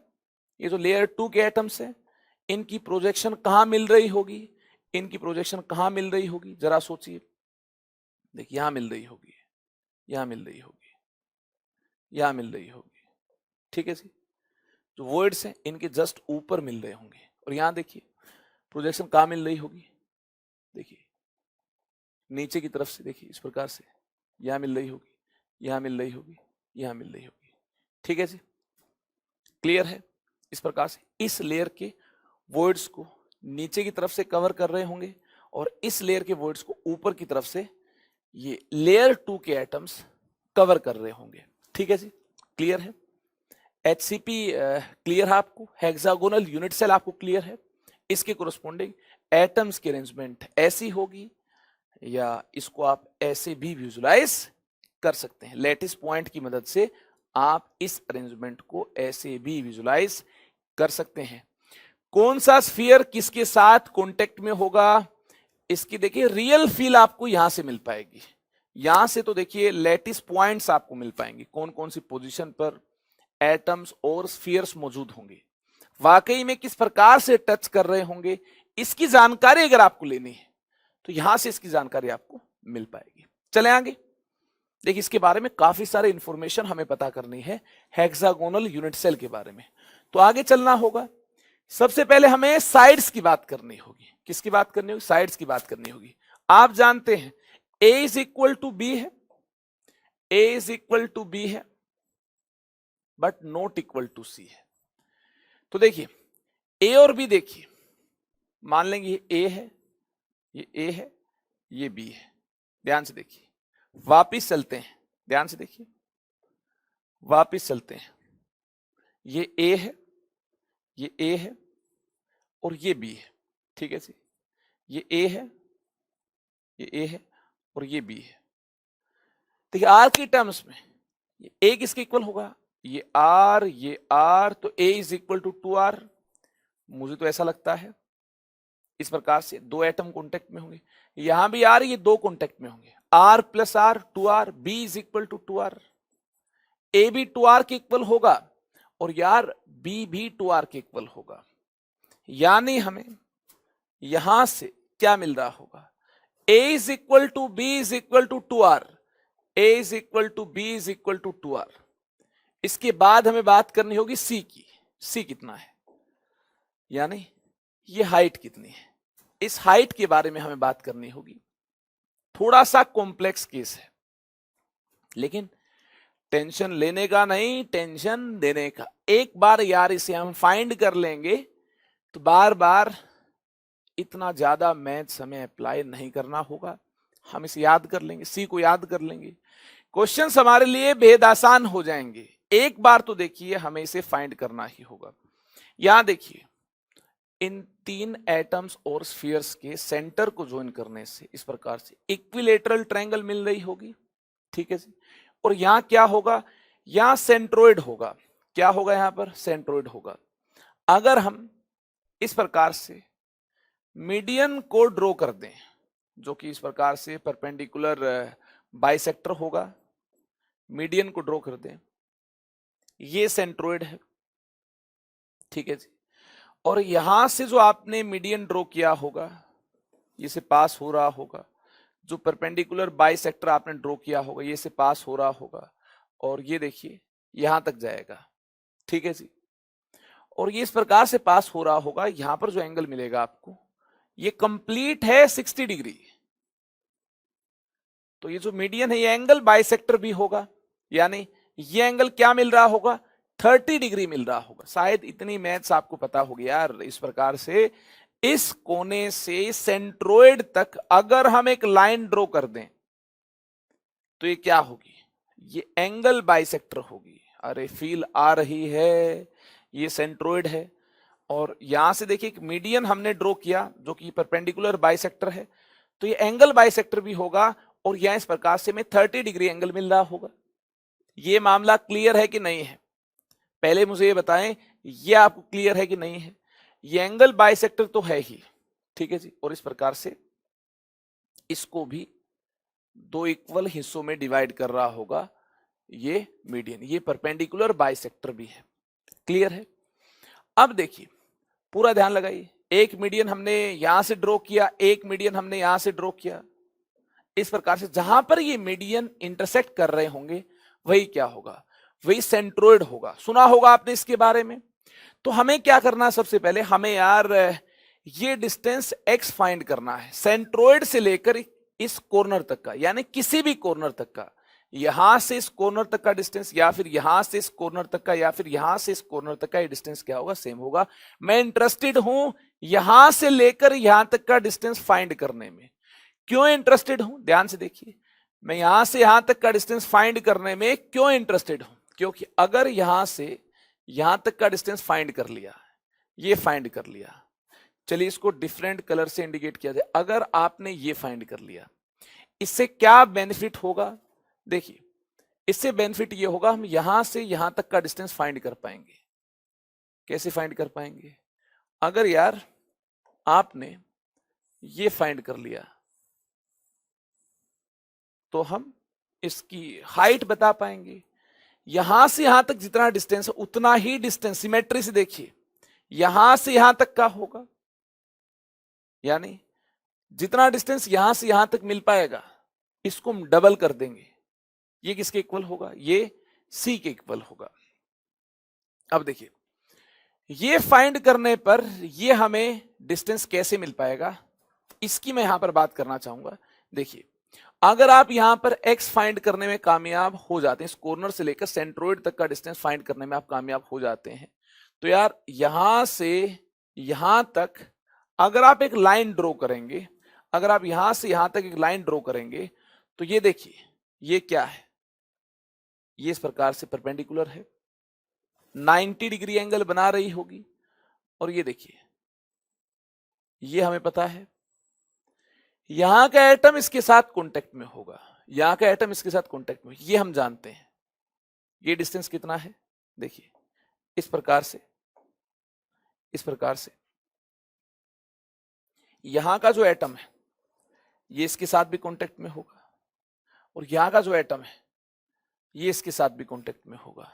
ठीक है जी, ये देखिए ये कांटेक्ट में होंगे। तो ये हम जानते हैं, अगर यहां का एटम इसके साथ कांटेक्ट में है, देखिए अगर यहां का एटम, यहां का एटम अगर इसके साथ कांटेक्ट में है, जो बिल्कुल बीच में प्लेस्ड है, यहां का एटम इसके साथ कांटेक्ट में है, तो इसके सेंटर से लेकर इसके सेंटर तक का डिस्टेंस 2r होगा। अरे 2r होगा कि नहीं होगा यार, इसे तो आपको ही फील करना होगा, आपको ही विजुलाइज करना होगा। अगर यार ये एटम इसके साथ कांटेक्ट में है, देखिए कैसे कांटेक्ट में है, ये देखिए ये जो एटम है, जो बीच में एटम प्लेस्ड है, इसके साथ कांटेक्ट में है। किस प्रकार से कांटेक्ट में है, देखिए इस प्रकार से ये इसके साथ कांटेक्ट में है। अगर यार ये इसके साथ कांटेक्ट में है, ये जो डिस्टेंस होगा, जो हाइपोटेन्यूज आप देख रहे हैं, ये कितना होगा, r प्लस r 2r होगा, ये 2r होगा, ये 2r होगा। ठीक है जी, अगर ये 2r आपको पता है, ये डिस्टेंस 2r होगा और ये आप जानने लग गए हैं ये x कितना है r की टर्म्स में, तो यार आप इसको इंडिकेट कर लेंगे, इस सी डैश को आप इंडिकेट कर लेंगे, आप इस सी डैश को इंडिकेट कर लेंगे, यहां से यहां तक का डिस्टेंस, और सी डैश का डबल करने पर, सी डैश का डबल करने पर सी मिल जाएगा। तो टेंशन मत लीजिए, हमें क्या करना है, सबसे पहले हमें इस कॉर्नर से लेकर इस सेंट्रोइड तक का डिस्टेंस फाइंड करना है। इसके लिए हम क्या करेंगे, इसके लिए हम इस प्रकार से एक ट्रायंगल बनाएंगे, ठीक है जी, और इस ट्रायंगल में हम cos 30 डिग्री अप्लाई करेंगे। cos 30 डिग्री क्या है, बेस बाय हाइपोटेन्यूज। ठीक है जी, तो ये है बेस, ये बेस है, ये बेस कितना है, r की टर्म्स में कितना है यार, इस प्रकार से देखिए ध्यान से देखिए, इस प्रकार से ये एटम्स कांटेक्ट में होंगे, इस प्रकार से ये एटम्स कांटेक्ट में होंगे, ठीक है जी। ये क्या है, ये सेंट्रोइड है। तो हमने क्या किया, हमने ऐसी ट्रायंगल की बात की, मुझे लगता है हमने बात की है ऐसी ट्रायंगल की, थोड़ा सा कॉम्प्लेक्स है इसे अंडरस्टैंड करना, लेकिन एक बार कर लिया तो कोई टेंशन नहीं है। हमने यार ऐसी ट्रायंगल की बात की है जिसका बेस आपको ये नजर आ रहा होगा, ये कितना आर की टर्म्स में कितना है, ये आर है, मुझे लगता है आर है। आई होप आपने फील कर लिया होगा। यहां से लेकर यार यहां तक का डिस्टेंस, ये रेडियस ही तो है, आर है, ठीक है जी, ये डिस्टेंस आर है। अगर हम यहां पर बेस बाय हाइपोटेन्यूज अप्लाई करने वाले हैं, तो ये हमने अप्लाई कर दिया बेस बाय हाइपोटेन्यूज यानी आर बाय एक्स। और कोस 30 डिग्री की वैल्यू कितनी है, कोस 30 डिग्री की वैल्यू √3/2, ये है √3/2। यहां से देखिए x हमें मिल पाएगा, कितना मिल पाएगा x यहां से, अरे बिल्कुल ध्यान से देखिए, x हमें यहां से कितना मिल पाएगा, x हमें यहां से मिल पाएगा इस प्रकार से, इसको सिंप्लीफाई करने पर x is equal to 2r/√3, कितना मिल पाएगा, देखिए x को उस तरफ भेज दो और इसको इस तरफ ले आइए, यहां से हमें x मिल पाएगा 2r/√3। चलिए बहुत बढ़िया, यहां से हमारे पास x है 2r/√3। अपनी कैलकुलेशन खुद करें आप, प्योर मैथ्स है ये, ठीक है जी, ये तो हल्का फुल्का मुझे आता है इसलिए मैं आपकी मदद कर रहा हूं। अगर यार इतना मैथ्स आता नहीं तो फिर मैं आपकी कैसे मदद कर पाता, है ना, दिक्कत हो जाती। चलिए इतना मैथ्स तो केमिस्ट्री के टीचर को आना भी चाहिए, सेंट्रोइड के बारे में पता होना चाहिए, मीडियन के बारे में पता होना चाहिए। अगर आप नीट एस्पिरेंट आपको इतना मैथ्स नहीं आता है तो यार 10th क्लास तक आपने पढ़ रखा है, थोड़ा सा पेज पलट लें आप अपनी एनसीईआरटी बुक की फिर से। आप कहेंगे सर एनसीईआरटी बुक तो हमारे पास है नहीं, यार नेट पर आप डाउनलोड कर लीजिए, नेट से आप, ठीक है, एनसीईआरटी बुक अवेलेबल होगी, वहां से देख लें, नहीं तो वैसे ही सर्च कर लें यार, इक्विलेटरल ट्रायंगल के मीडियन क्या होंगे, सेंट्रोइड क्या होगा, थोड़ी सी जानकारी आपको वहां से मिल पाएगी और थोड़ी सी जानकारी आपको यहां से मिल पाएगी, काम हमारा बन जाएगा। ये x आपको मिल जाएगा, कितना मिल जाएगा, 2r/√3। इस प्रकार से ट्रायंगल कंसिडर करने पर ये x कोस 30 डिग्री अप्लाई करने पर बेस बाय हाइपोटेन्यूज, ये बेस है ये हाइपोटेन्यूज है, बेस कितना r है, हाइपोटेन्यूज कितना x है, r/x। हमने r की टर्म्स में x को एक्सप्रेस कर लिया है, हमने r की टर्म्स में x को कितना एक्सप्रेस कर लिया है, 2r/√3, कितना 2r/√3। ये लीजिए भाई, x हमारे पास आ गया है 2r/√3, x आ गया, यहां से यहां तक का डिस्टेंस हमें मिल पाया और ये इसके साथ कांटेक्ट में है डायरेक्टली, तो ये 2r होगा। हाइपोटेन्यूज हमें मिल पाए, हमें परपेंडिकुलर चाहिए, हमें क्या चाहिए, परपेंडिकुलर चाहिए। अब हम क्या करने वाले हैं, अब हम इस ट्रायंगल को कंसीडर करने वाले हैं। तो चलिए इस ट्रायंगल की बात करते हैं, पाइथागोरस अप्लाई करने वाले हैं। कैसे अप्लाई करेंगे Pythagoras, p² + b² is equal to h², p² + b² is equal to h²। तो यहां से क्या मिलता है, p² + b² is equal to h²। इसको अप्लाई करने से क्या मिलता है, चलिए अपनी कैलकुलेशन खुद करते हैं। ये जो लिखा हुआ है ये तो आप रीड कर ही लेंगे, लेकिन मेरा मन करता है यार मैं खुद कैलकुलेशन आपको करके दिखाऊं ताकि आपको कोई कंफ्यूजन ना हो और आपको अच्छा फील भी हो पाए, ठीक है ना।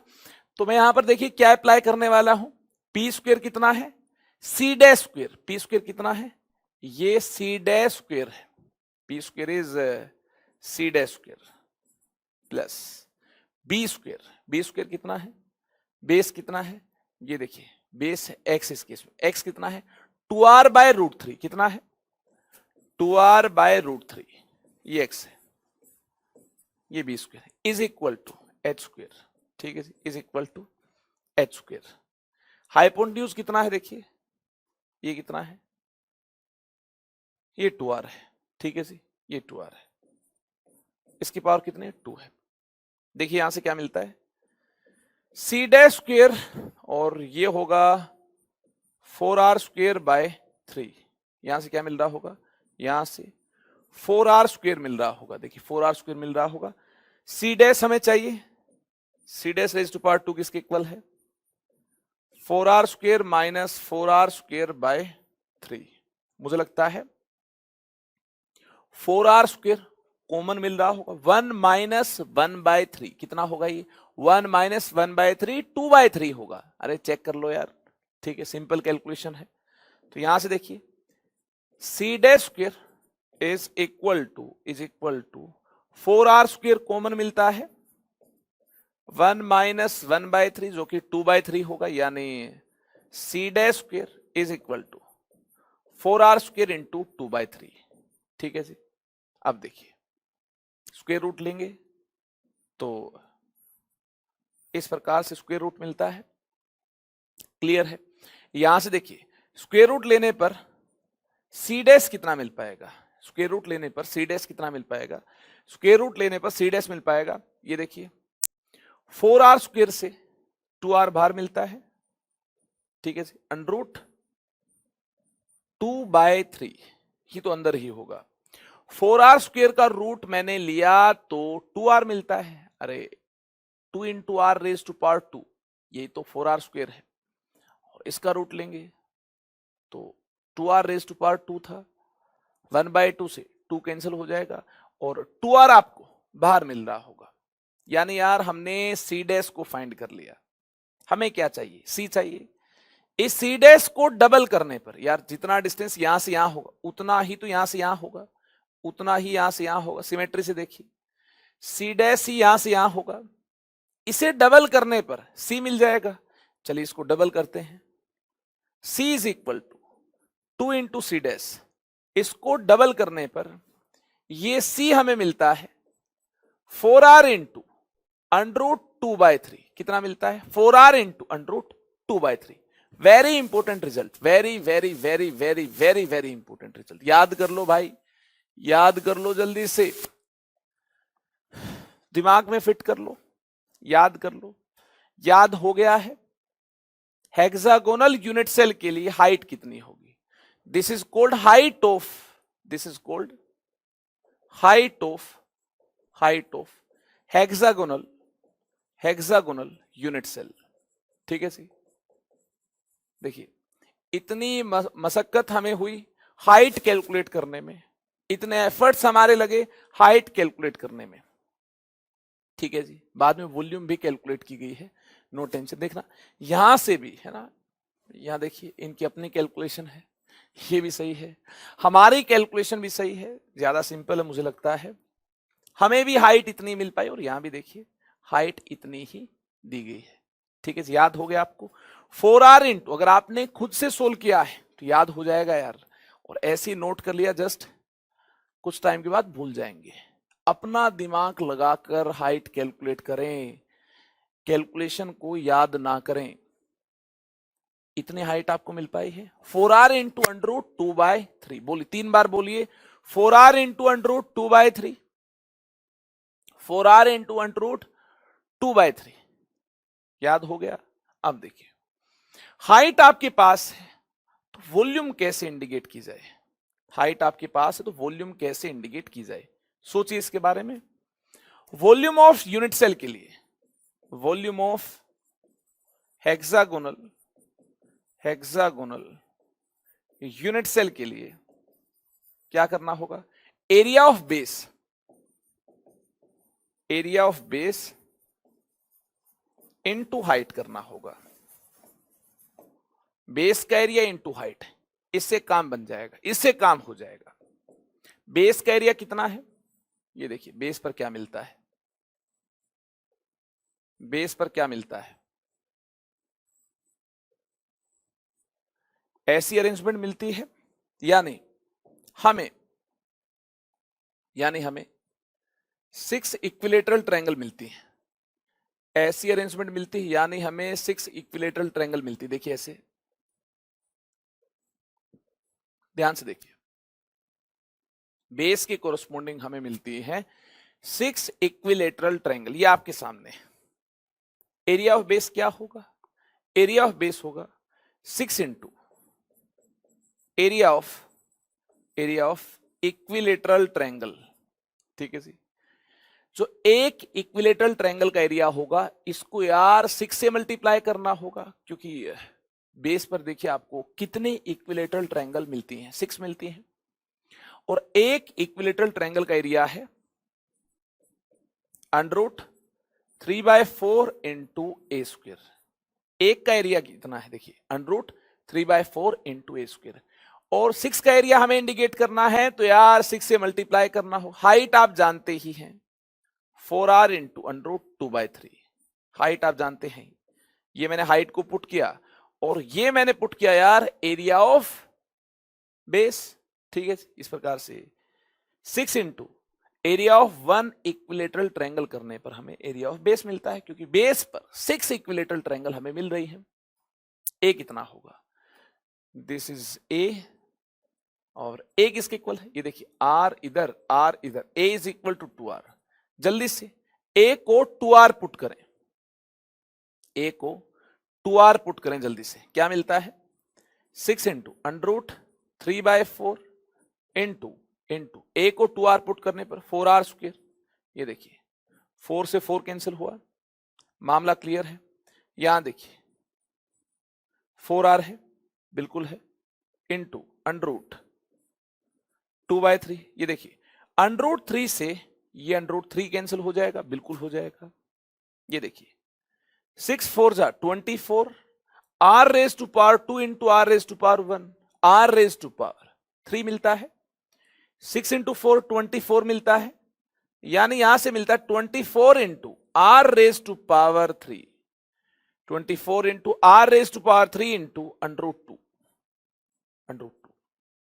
इसको ठीक से अगर हम लिख पाए तो यहां से हमें यार वॉल्यूम ऑफ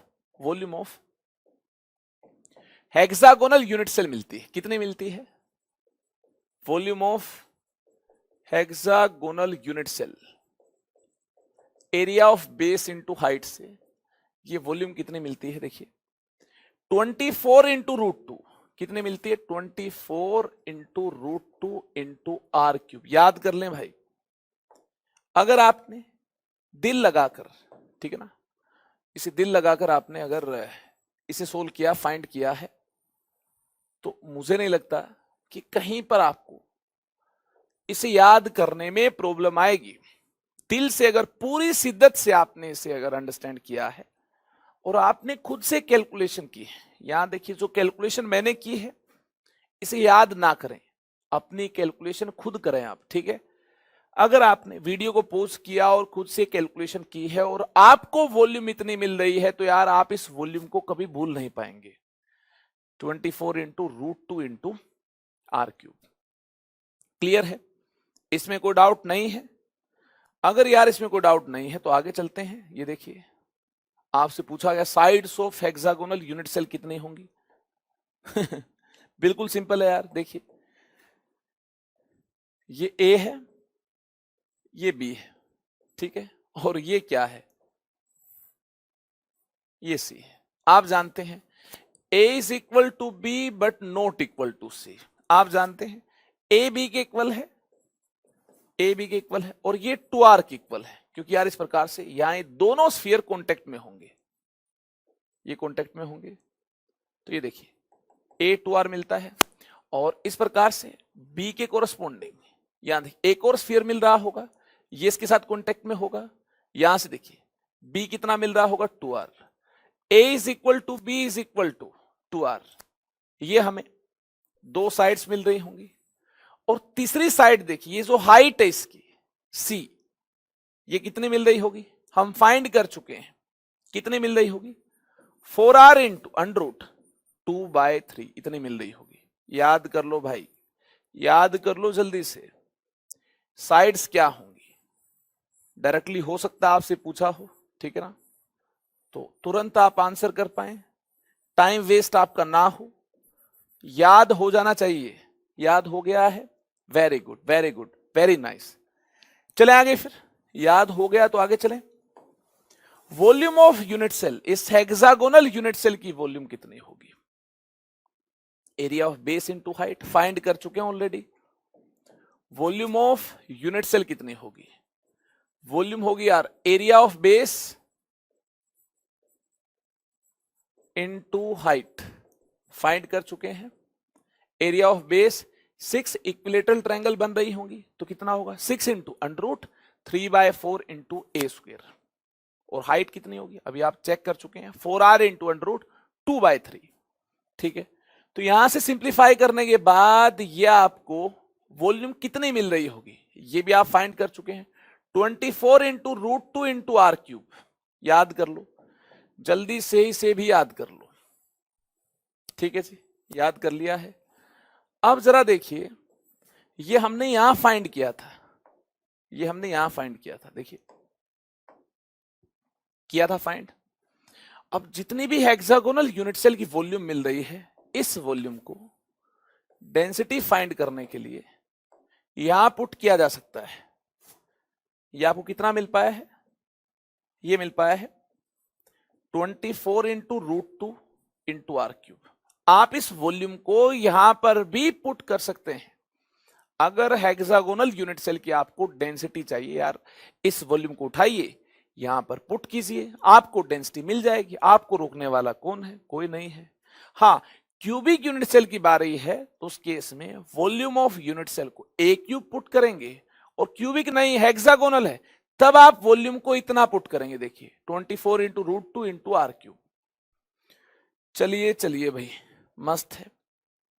कोऑर्डिनेशन नंबर कितना होगा इस केस में? कोऑर्डिनेशन नंबर कितना होगा इसके, सोचिए कितना होगा।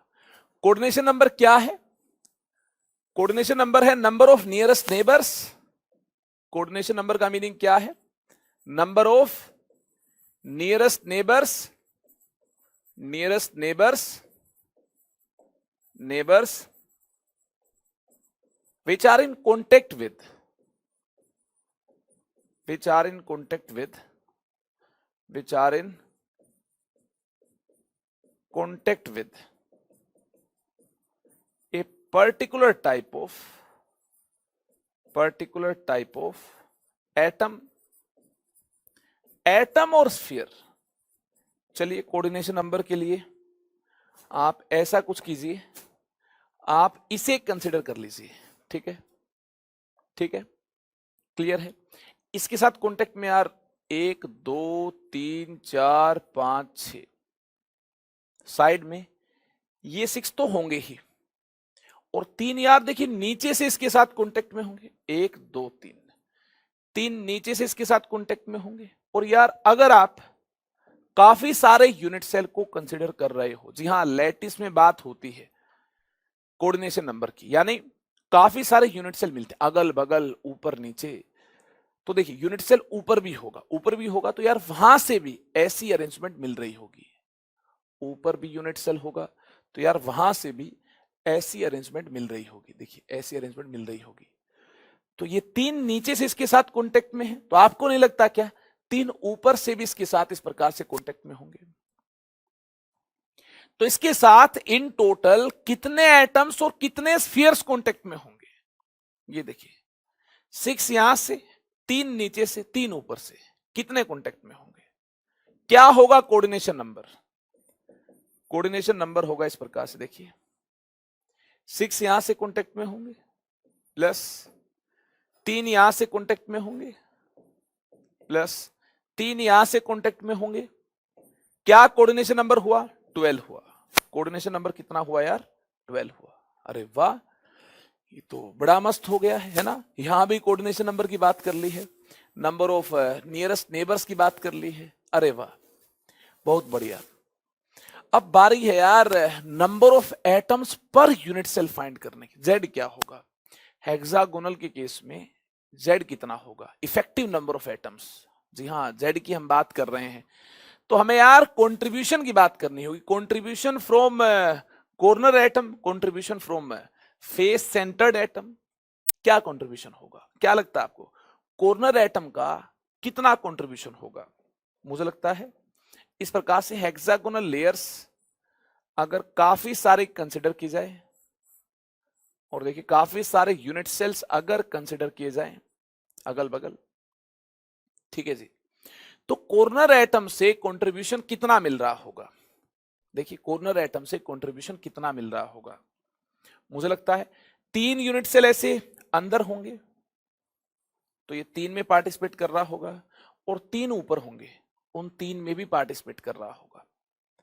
तो कॉर्नर पर रखा यह एटम इन टोटल कितने यूनिट सेल में पार्टिसिपेट कर रहा होगा? एक बार फिर से सुनिए, इस प्रकार से कॉर्नर एटम आपके सामने है, ये 3 यूनिट सेल जो बोर्ड से नीचे की तरफ है ना, पीछे की तरफ है, ठीक है जी, उनमें पार्टिसिपेट कर रहा है। और 3 यूनिट सेल यार सामने की तरफ भी हो सकते हैं, होंगे कि नहीं होंगे? बिल्कुल होंगे। लैटिस की बात होगी तो काफी सारे यूनिट सेल होंगे, अगल बगल दाएं बाएं ऊपर नीचे काफी सारे होंगे। तो यार इन टोटल ये कितने यूनिट सेल में पार्टिसिपेट कर रहा होगा? ये पार्टिसिपेट कर रहा होगा 6 यूनिट सेल में। तो कितना कंट्रीब्यूशन हुआ? कितना हुआ? 3 पीछे 3 आगे, कितना कंट्रीब्यूशन हुआ? Contribution from corner atom, very important. कितना कंट्रीब्यूशन होगा? कंट्रीब्यूशन फ्रॉम कॉर्नर एटम कितना होगा? कितना होगा भाई? 6 में पार्टिसिपेट कर रहा है, तो 1 में कितना पोर्शन इसका पार्टिसिपेट कर रहा होगा? 1/6। कितना पार्टिसिपेट कर रहा होगा? 1/6 पार्टिसिपेट कर रहा होगा, ठीक है जी। 1 में कितना पार्टिसिपेट कर रहा होगा ये आपके सामने है। कितना पार्टिसिपेट कर रहा होगा? 1/6 पार्टिसिपेट कर रहा होगा, ठीक है जी। अब बारी है फेस सेंटर पर रखे एटम के कंट्रीब्यूशन की बात करने की, ठीक है। मुझे लगता है ये इस यूनिट सेल में तो पार्टिसिपेट कर ही रहा होगा, एक यूनिट सेल जो ऊपर है उसमें भी पार्टिसिपेट कर रहा होगा। ये सिंपल है, जैसा क्यूबिक यूनिट सेल के केस में था वैसा ही यहां होगा, वैसा यहां होगा। तो यार डायरेक्टली बोल सकते हैं, क्या बोल सकते हैं?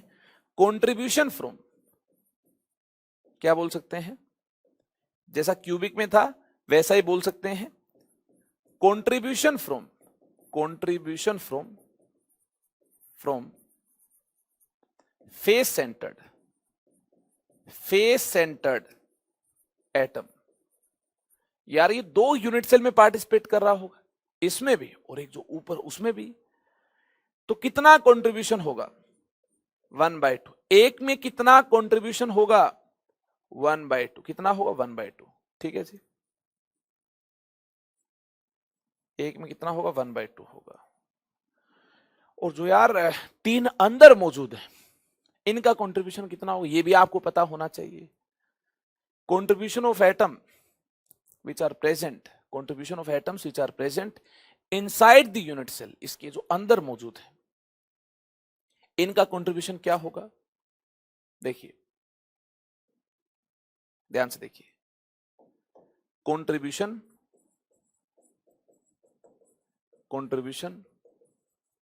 Of atom which is present inside the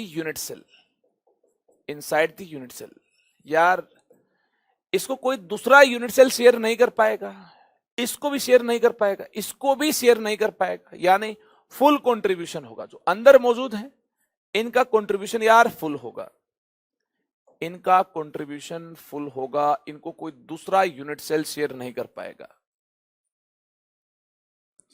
तो अगर आपको ये 3 जानकारी है तो मुझे लगता है आप जेड फाइंड करने में कामयाब हो पाएंगे। अगर आपको ये 3 जानकारी है तो आप जेड फाइंड करने में कामयाब हो पाएंगे। कैसे? Z is equal to from corner atoms, कितने कॉर्नर एटम्स हैं टोटल? 6 यहां है, 6 यहां, 12 है। और कंट्रीब्यूशन कितना यार? हर कॉर्नर पर रखे एटम का कंट्रीब्यूशन कितना होगा?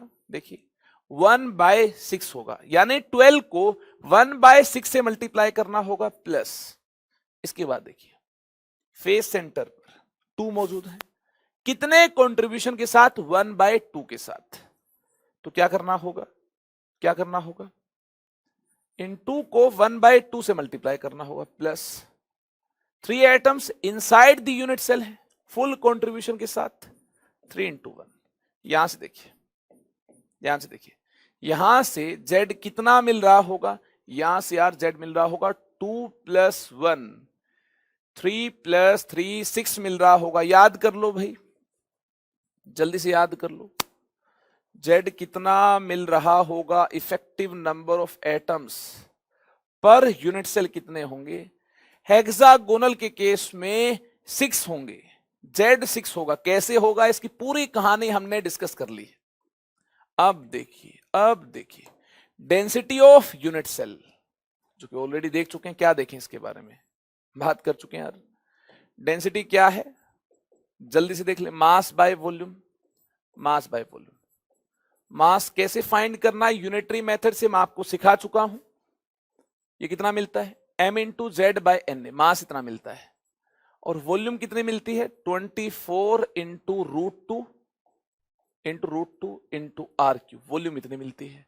तो यहां से density of hexagonal unit cell आपको मिल जाएगी, बिल्कुल सी density of hexagonal unit cell आपको मिल जाएगी। फॉर्मूला आपके सामने है। चलें आगे, ये क्लियर है। अब ये देखिए यार, इसको देखकर आपको मजा आ जाएगा। ये देखिए जेईई एडवांस्ड का एक शानदार प्रॉब्लम आपके सामने, कॉम्प्रिहेंशन। इससे आपको पता चलेगा कि हाँ हेक्सागोनल हमारे सिलेबस में है। ये सर बार बार इतना चिल्ला रहे हैं, उसका मतलब ये है। देखिए ये इंपॉर्टेंट है, कॉम्प्रिहेंशन आया है, आंखें खोल लीजिए। देखिए कितना ज्यादा हमारे सिलेबस में है ये कॉम्प्रिहेंशन आया। कितने क्वेश्चन आए जेईई एडवांस्ड में, देखिए एक साथ 2008 में ऐसा हुआ है। 4 मार्क्स का ये क्वेश्चन है, 4 का ये है और 4 का ये है। और देखना यार कितना वक्त लगेगा इन तीनों ही क्वेश्चन को अप्रोच करने में, कितना वक्त लग रहा है। मैं तो यार इसको रीड करने में अपना टाइम वेस्ट नहीं करूंगा। मैं जानता हूं हेक्सागोनल दिखने में कैसा होगा, इसके बारे में सारी इंफॉर्मेशन मैं जानता हूं। देखिए the number of atoms in HCP unit cell, कितने एटम्स होंगे पर यूनिट सेल, कितने होंगे, अभी चेक किया 6 होंगे। अरे z 6 होगा, हम जानते हैं, ये हम फाइंड कर चुके हैं, z 6 होगा। अरे हो गया, ये तो बिल्कुल ही लल्लू था, है ना लल्लू था, बिल्कुल ही हो गया देखते ही, है ना। लल्लू क्यों बोला, देखते ही हो गया इसलिए बोल दिया, क्योंकि हम जानते थे यार जेईई एडवांस्ड में देखिए जो बात पूछी गई थी उसके बारे में तो हमने पहले ही देख लिया। अब देखिए volume of hexagonal unit cell, कितनी वॉल्यूम होगी ये भी हम जानते हैं, 24 × √2 × r3, इतनी वॉल्यूम होगी, ये भी हम जानते हैं। Area of base into height से हमें इतनी वॉल्यूम मिल जाएगी। Area of base 6 × area of 1 equilateral triangle होगा, क्योंकि यार बेस पर 6 इक्विलेटरल ट्रायंगल बन रही है। और हाइट हम चेक कर ही चुके हैं, कितनी हाइट है, हेक्सागोनल यूनिट सेल की हाइट कितनी है, 4r × √2/3, उस हाइट से मल्टीप्लाई कर दिया और इतनी वॉल्यूम मिल गई है। ये तो हम याद ही कर चुके हैं। अरे वाह, ये तो मस्त है, बिल्कुल मस्त है। ये देखिए the empty space present in HCP, hexagonal unit cell में आपसे पूछा गया कितना वेकेंट स्पेस होगा। इसका आइडिया हमें पैकिंग एफिशिएंसी से मिल पाएगा। पैकिंग एफिशिएंसी से ऑक्यूपाइड स्पेस हमें मिल पाएगा, तो 100 में से ऑक्यूपाइड स्पेस को माइनस करने पर वेकेंट स्पेस हमें मिल पाएगा, या हम बोल सकते हैं वेकेंट स्पेस की परसेंटेज हमें मिल पाएगी। तो इनडायरेक्टली हमें बोला गया है कि हम पैकिंग एफिशिएंसी इसकी कैलकुलेट कर लें। क्या बोला गया है, पैकिंग एफिशिएंसी हम इसकी कैलकुलेट कर लें। याद है आपको लास्ट सेशन में मैंने आपको सिखाया था पैकिंग एफिशिएंसी को कैसे इंडिकेट करना है, आई होप आपको याद होगा। देखिए पैकिंग एफिशिएंसी और पैकिंग फ्रैक्शन, पैकिंग एफिशिएंसी और packing fraction is equal to देखिए क्या है, वॉल्यूम ऑक्यूपाइड, क्या है, वॉल्यूम ऑक्यूपाइड बाय एटम्स और spheres divided by total volume into क्या करना है, इनटू 100 करना है। अब देखिए यार पर यूनिट सेल कितने एटम्स होंगे, 6 होंगे, z 6 होगा, आप चेक कर चुके हैं। और एक की वॉल्यूम इतनी है 4/3 πr³ है, तो 6 की वॉल्यूम कितनी होगी, 6 से मल्टीप्लाई करना होगा। तो यार वॉल्यूम ऑक्यूपाइड इतनी है और यूनिट सेल की वॉल्यूम कितनी, हेक्सागोनल यूनिट सेल की volume area of base into height से 24 √2 × r3। अरे भाई मैंने तो याद कर लिया है, है ना, बार बार area of base into height कौन करेगा, याद कर लो, है ना, इतनी बार अगर ये यूज हो रहा है तो याद कर लो इसे। मैंने तो याद कर लिया, आर क्यूब से आर क्यूब कैंसिल हो गया। इसे सिंप्लीफाई करने पर पैकिंग फ्रैक्शन और पैकिंग एफिशिएंसी 74% मिलती है, यानी 74% space is occupied by atoms और स्फीयर्स। 74% स्पेस ऑक्यूपाई किया होगा एटम्स ने और स्फीयर्स ने। रिमेनिंग स्पेस क्या होगा, रिमेनिंग परसेंटेज किसकी होगी, अनऑक्यूपाइड स्पेस की होगी 26। यही तो पूछा, 100 में से यार इसको माइनस कर दो, यही तो आ जाएगा 12 मार्क्स। देखिए अगर मुझे क्वेश्चन मिलता है एग्जाम में तो मैं तो 1 मिनट से कम टाइम में तीनों ही टिक कर लेता यार, है ना। इसे भी याद कर लो, इसको भी याद कर लो, ठीक है। 12 नंबर 1 मिनट में। ये कारनामा कब हो पाएगा, जब हमारी प्रैक्टिस काफी अच्छी है, जब हमने क्लास में काफी सारे क्वेश्चंस किए हैं, अच्छे लेवल के क्वेश्चंस किए हैं, बार बार कॉन्सेप्ट को हिट किया है, तब जाकर एग्जाम में क्वेश्चन हिट हो पाएगा। और और तो आप जानते हैं यार, है ना, अच्छे मार्क्स आएंगे तो अच्छे कॉलेज में एडमिशन हो जाएगा। चले आगे देखिए, आगे चलते हैं। ये देखिए AIPMT में आ चुका है, AIPMT में आ चुका है। When molten zinc is cooled to solid state, है ना, ये देखिए लिक्विड फॉर्म में है, इसको सॉलिड स्टेट में कन्वर्ट कर दिया गया है। इट अज्यूम्स HCP स्ट्रक्चर, ठीक है ना। मान लीजिए कि HCP स्ट्रक्चर अटेन हो जाएगा, then number of nearest neighbours of zinc atom will be. याद कीजिए, number of nearest neighbours HCP में हमें कितने मिल पाए थे, देखिए ये भी हम ऑलरेडी HCP में फाइंड कर चुके हैं, कितने मिल पाए थे।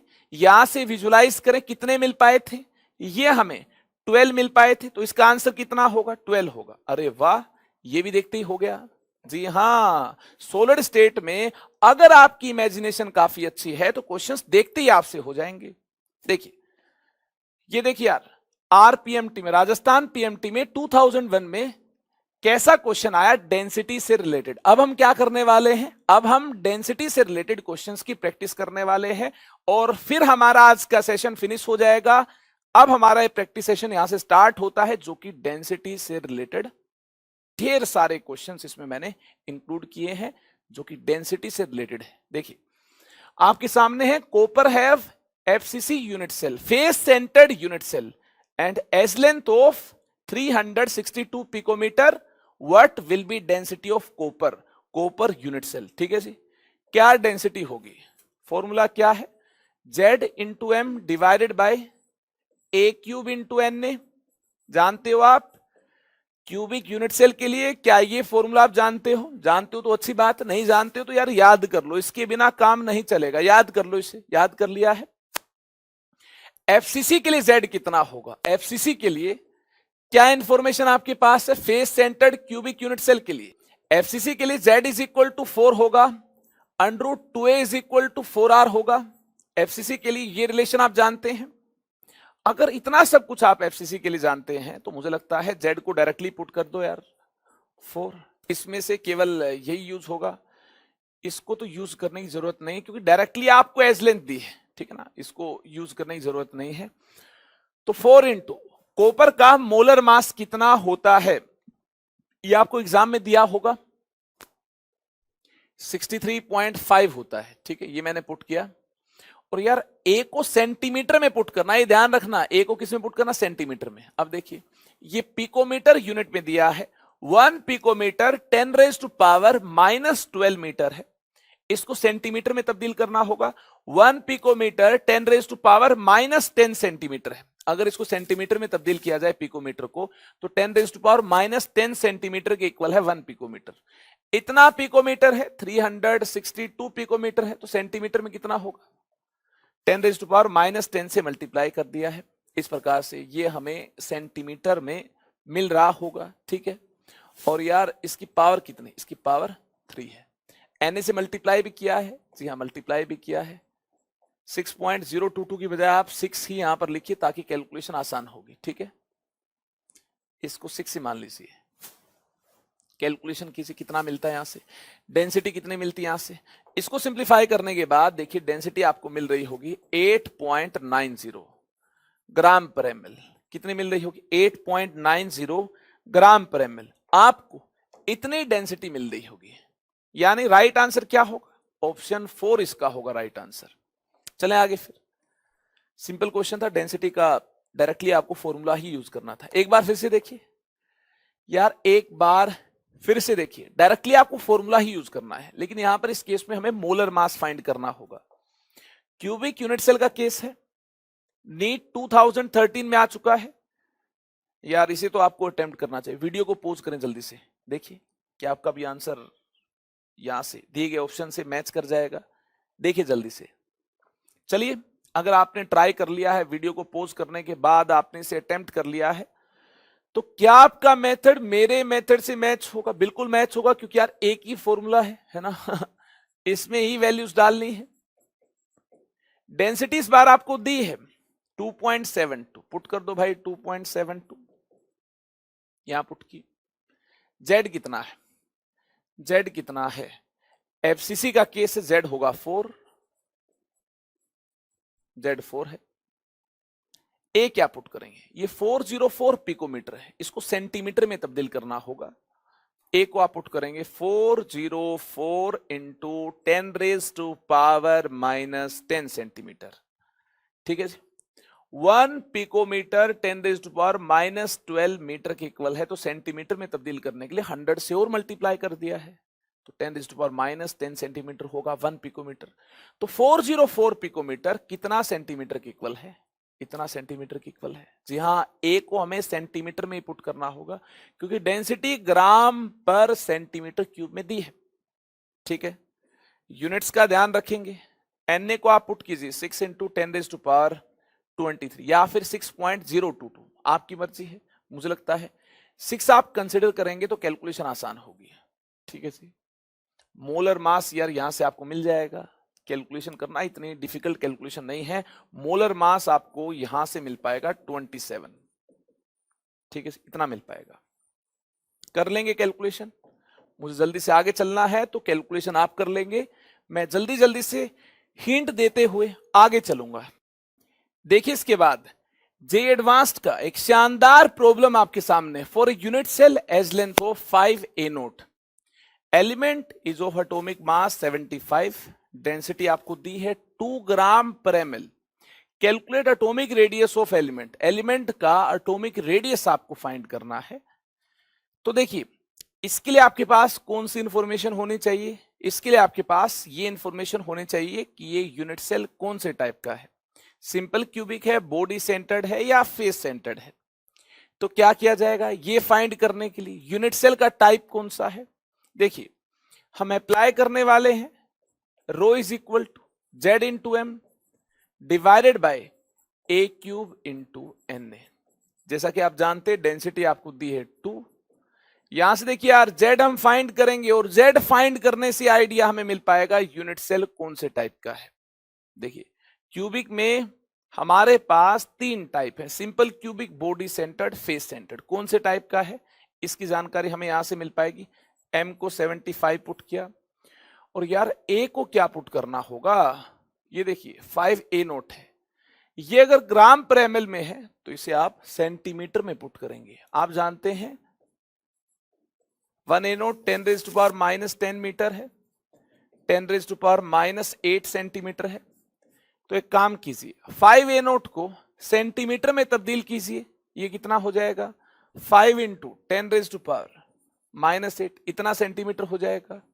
और इसकी पावर देखिए कितनी है, इसकी पावर 3 है। और इसको यार Na से मल्टीप्लाई करना होगा, इसको मल्टीप्लाई करना होगा 6 इंटू 10⁻23 से। इसे सिंप्लीफाई करने के बाद z आपको 2 मिल रहा होगा, इससे यार ये कैंसिल हो जाएगा। ठीक है, z आपको 2 मिल रहा होगा, यानी ये केस है बॉडी सेंटर्ड का, z 2 मिलता है। ये केस है बॉडी सेंटर्ड यूनिट सेल का। अगर ये केस बॉडी सेंटर्ड का है तो बॉडी सेंटर्ड के लिए ए एंड आर का रिलेशन क्या होगा? बॉडी सेंटर्ड के लिए ए एंड आर का रिलेशन आप जानते हैं, √3A is equal to 4R। A and R का रिलेशन यही होगा बॉडी सेंटर्ड के लिए। अब देखिए यहां हमारे पास एज लेंथ है, कितनी है 5 है, ये 5 है। आर हमें चाहिए, आर मिल जाएगा यार, कहां से मिलेगा 4 से डिवाइड कीजिए इसको, आर आपको यहां से मिल जाएगा, कितना एंगस्ट्रोम होगा देखिए √3 इंटू देखिए 5 को 4 से डिवाइड किया तो ये मिलता है 1.25 और देखिए √3 कितना होगा 1.7 होगा और ये है 1.25, ये वैसे 1.732 है, इसको आपने 1.7 मान लिया, इसको आप 1.3 मान लीजिए, ठीक है जी, और मल्टीप्लाई कर लें 17 को 13 से मल्टीप्लाई कीजिए, कितना मिलता है 17 को 13 से मल्टीप्लाई करने पर देखिए 221 मिलता है और यहां देखिए पॉइंट है, यहां भी पॉइंट है, यानी ये मिलता है 2.21। ये इसका होगा यार फाइनल आंसर। आप इसको अगर कन्वर्ट करना चाहें किस में, कौन सी यूनिट में, पिकोमीटर में या किसी और यूनिट में, तो यार यूनिट कन्वर्जन भी मैंने आपको सिखाया है, आप आसानी के साथ इसको किसी और यूनिट में भी तब्दील कर पाएंगे। आगे देखिए, ध्यान से देखिए, CSBR crystallises in body centred cubic lattice, ठीक है जी, ऐसा केस है, बॉडी सेंटर्ड का केस है। क्या यहां पर Z को 2 पुट करना होगा? अरे दिमाग की बत्ती जलाएं, Z को 2 पुट नहीं करना होगा, बॉडी सेंटर्ड का केस है। ध्यान से देखिए, ये आयनिक कंपाउंड का केस है, Z यहां 2 पुट नहीं किया जाएगा। क्यों नहीं पुट किया जाएगा? देखिए ध्यान से देखिए मैं क्या कहना चाहता हूं। आप देखिए ऐसा ज्यूम कीजिए Br माइनस कॉर्नर पर है, Br माइनस कॉर्नर पर है, Br माइनस कॉर्नर पर है, ठीक है, और बॉडी सेंटर्ड का केस है। आयनिक इंटरेक्शन इस प्रकार की हो, स्टेबिलिटी मैक्सिमम हो, ठीक है, यानी प्लस माइनस के बीच अट्रैक्शन हो। तो देखिए oppositely charged ion CS plus कहां होगा? बॉडी सेंटर पर होगा। ये देखिए ये Br माइनस है, ये Br माइनस है, और ये देखिए ये CS प्लस है। अब काफी सारे स्टूडेंट्स ऐसा भी सोच रहे होंगे सर ऐसा भी हो सकता है CS प्लस कॉर्नर पर हो, Br माइनस बॉडी सेंटर पर हो, ऐसा भी आप मान सकते हैं, मान लीजिए, तो भी आंसर सेम आएगा, ठीक है। मैंने तो यार कोई एक पॉसिबिलिटी यहां पर कंसिडर कर ली है, आप दूसरी पॉसिबिलिटी से देख लीजिए, CS प्लस कॉर्नर पर हो और Br माइनस बॉडी सेंटर पर हो, तब भी आंसर यहां से क्या आएगा? सेम आएगा। तो यार इन दोनों में से कोई एक पॉसिबिलिटी हमें माननी है, तो मैंने ये पॉसिबिलिटी मान ली है, Br माइनस कॉर्नर पर है, CS प्लस बॉडी सेंटर पर है। तो देखिए इसके लिए Z कितना होगा? Z फॉर CS प्लस 1 होगा, Z फॉर Br माइनस कितना होगा? कॉर्नर पर रखे हर आयन का कंट्रीब्यूशन 1/8 होगा, इससे Z 1 मिल रहा होगा। तो क्या इन दोनों को ऐड कर दीजिए? नहीं, ये दोनों अलग टाइप के आयन है, इनके Z को ऐड नहीं करना है। तो फिर क्या करेंगे आप? क्या करने वाले हैं? देखिए यार ऐसे केस में आपको क्या करना है, डेंसिटी को इंडिकेट करने के लिए आप देखिए M इंटू Z दोनों के लिए इंडिकेट कर लेंगे। कैसे? M into Z divided bye A³ into Na, ये फॉर्मूला हमारे पास है। जब भी इस प्रकार से दो टाइप के आयन मिलते हैं तो आपको क्या करना है? M इंटू Z कैटायन के लिए भी करना है और M into Z plus M into Z anion के लिए भी करना है, divided by A³ into Na, ऐसा करना है, ठीक है जी। दो टाइप के आयन हो, पहले ऐसा क्यों नहीं किया? क्योंकि यार पहले आयन थे ही नहीं, पहले मेटल क्रिस्टलाइज हो रही हो, उस केस में हमने डेंसिटी को फाइंड किया था। यहां देखिए कैटायन एनायन का केस है, तो ऐसे केस में आपको इस फॉर्मूला को अप्लाई करना है। इसे अप्लाई करेंगे तो आपसे मिस्टेक होगी नहीं, इसे अप्लाई करेंगे आपसे मिस्टेक होगी नहीं। M इंटू Z दो बार अप्लाई करेंगे, एक बार कैटायन के लिए एक बार एनायन के लिए, और कंट्रीब्यूशन के लिए आप क्या कर देंगे? ऐड कर देंगे। देखिए यहां देखिए M प्लस सीजियम प्लस का मास, सीजियम प्लस का मास 100, मोलर मास 133, ये आपको दिया होगा। कितना है 133 है। Br माइनस का मोलर मास ये 80 मिलता है, Br का मास 80 मिलता है, मोलर मास 80 मिलता है। Z कितना है इसके लिए भी 1, इसके लिए भी Z कितना है 1 है। ठीक है जी। A कितना पुट करेंगे आप, एज लेंथ आपको दी है, पिकोमीटर में दी है, सेंटीमीटर में कन्वर्ट कीजिए।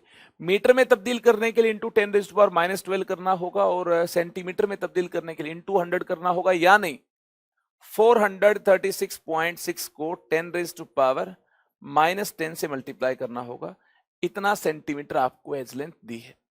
एवोगैड्रो नंबर को 6 इंटू 10⁻23 आप यूज कर लें, इतना यूज कर लेंगे तो यार यहां से आपको डेंसिटी कितनी मिल पाएगी, इसको सिंप्लीफाई करने के बाद डेंसिटी आपको ये मिल पाएगी। आई होप आपने इसको सिंप्लीफाई कर लिया होगा। इसको सिंप्लीफाई करने के बाद 4.25 ग्राम पर ml, इतनी डेंसिटी ग्राम पर सेंटीमीटर क्यूब या ग्राम पर ml की बात है, इतनी डेंसिटी आपको मिल पाएगी। ठीक है जी। ये देखिए, ये आपके सामने sodium crystallises in body centred cubic arrangement with interfacial separation between atoms at the edge is 53 picometer। ये इंटरफेसियल सेपरेशन क्या है सबसे पहले ये जानना होगा, उसके बाद हमें डेंसिटी ऑफ सॉलिड फाइंड करनी है। ठीक है ना, इसके बाद क्या करना है, सॉलिड की डेंसिटी हमें फाइंड करनी है। यार ये सोचने वाली बात है, इंटरफेसियल सेपरेशन क्या है, distance by which atoms at two different vertices are separated। क्या है ये, देखिए सबसे पहले ये जानना होगा इंटरफेसियल सेपरेशन, ये टर्म डिफाइन करनी होगी। क्या है ये, distance by which atoms at two different vertices are separated। This is called interfacial separation। क्या है ये, कौन सी बला है, देखिए इंटरफेसियल सेपरेशन क्या है, ये कौन सी बला है, ध्यान से देखिए। ड्रॉ कर लो भाई, किसे ड्रॉ कर लो, क्यूब को ड्रॉ कर लो। एम्स में आ चुका है ये, ठीक है, यानी हमारे सिलेबस में है। ऐसी कोई टर्म तो मैंने डिफाइन नहीं की है जो सिलेबस में ना हो, सिलेबस में है क्योंकि एम्स में आ चुका है। देखिए एम्स 2009 में आ चुका है। ठीक है जी। तो यहां पर आपको मैं ये सिखाना चाहता हूं इंटरफेसियल सेपरेशन का क्या मीनिंग है। ये बॉडी सेंटर पर एटम है और इस प्रकार से ये कॉर्नर्स पर एटम्स मौजूद है। ठीक है, तो यार body centred cubic unit cell आपके सामने है। तो ये आप जानते होंगे ये चार कॉन्टेक्ट में नहीं होंगे, इस प्रकार से होंगे, और ये बॉडी सेंटर का एटम है, और नीचे वाले चार भी कॉन्टेक्ट में नहीं होंगे, ये भी कॉन्टेक्ट में नहीं होंगे। ठीक है, आपको क्या दिया है इस केस में, आपको क्या दिया है, देखिए जो एटम्स दो डिफरेंट वर्टिसेस पर मौजूद है, ये एटम मान लेते हैं, ये एटम है, तो इनके बीच का जो गैप है ना यार, ये गैप आपको दिया है। इनके बीच का जो गैप है ना यार, ये गैप आपको दिया है। This gap is called interfacial separation. ये गैप कितना दिया है, 53 पिकोमीटर दिया है। ये गैप कितना दिया है, ये गैप 53 पिकोमीटर आपको दिया है। क्लियर है। और ये गैप कहां से मिल रहा होगा, यहां से यहां तक का डिस्टेंस ए है, ये कंप्लीट ए है, ये ए है। ठीक है, और ये आर है, ये आर है। मुझे लगता है ए में से 2r माइनस करने पर, है ना, आर ये आर ये, 2r माइनस करने पर ये गैप मिल रहा होगा, यानी a माइनस 2r की वैल्यू आपको दी है, और इसी गैप को इंटरफेसियल सेपरेशन बोला गया है। ये गैप आपको दिया है, a एंड r की टर्म्स में क्या होगा, ये कंप्लीट a है, यहां से लेकर यहां तक का डिस्टेंस ये a है, इसमें से ये r माइनस किया, ये r माइनस किया, a में से 2r माइनस किया, a में से 2r माइनस करने पर ये हमें इंटरफेसियल सेपरेशन मिल रहा होगा।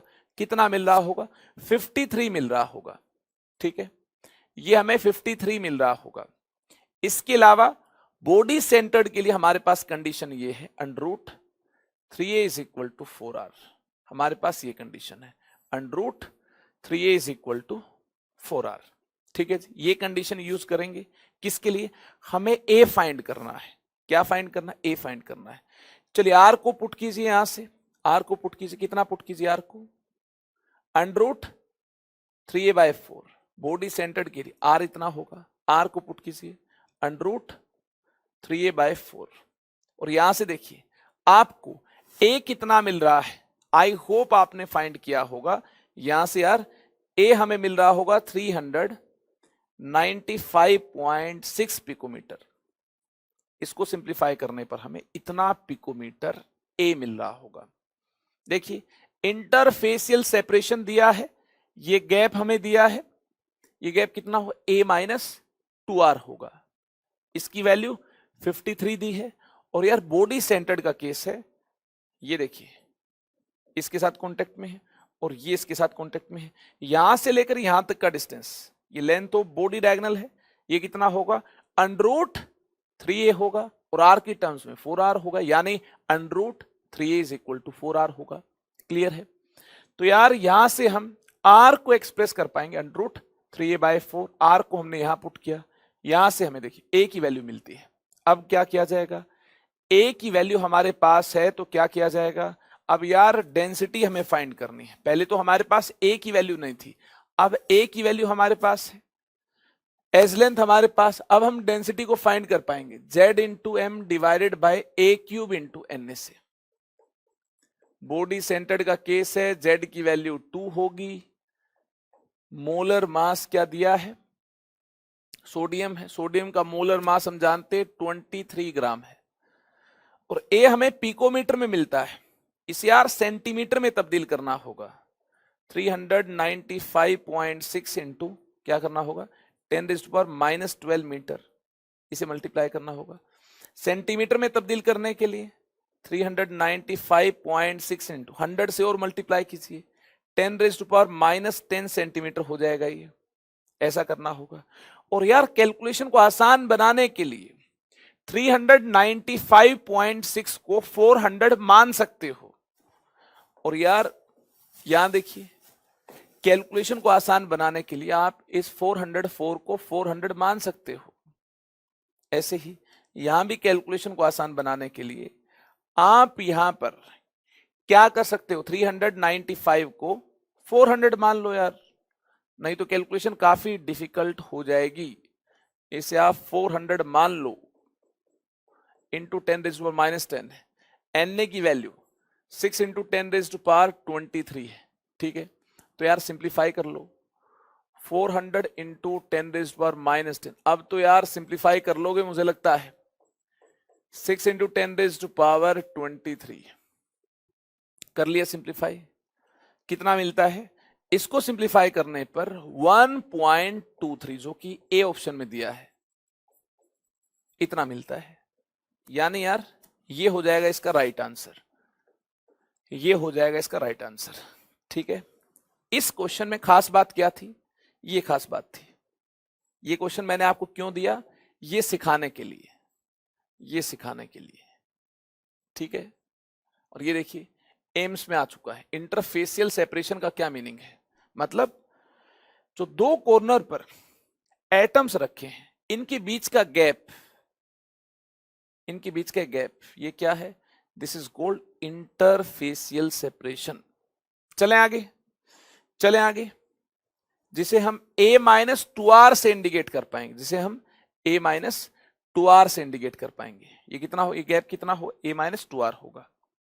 इसकी वैल्यू हमें दी है, और यहां देखिए a एंड r का रिलेशन यूज करने पर a मिलता है। a को यहां यूज करने पर हमें डेंसिटी मिलती है।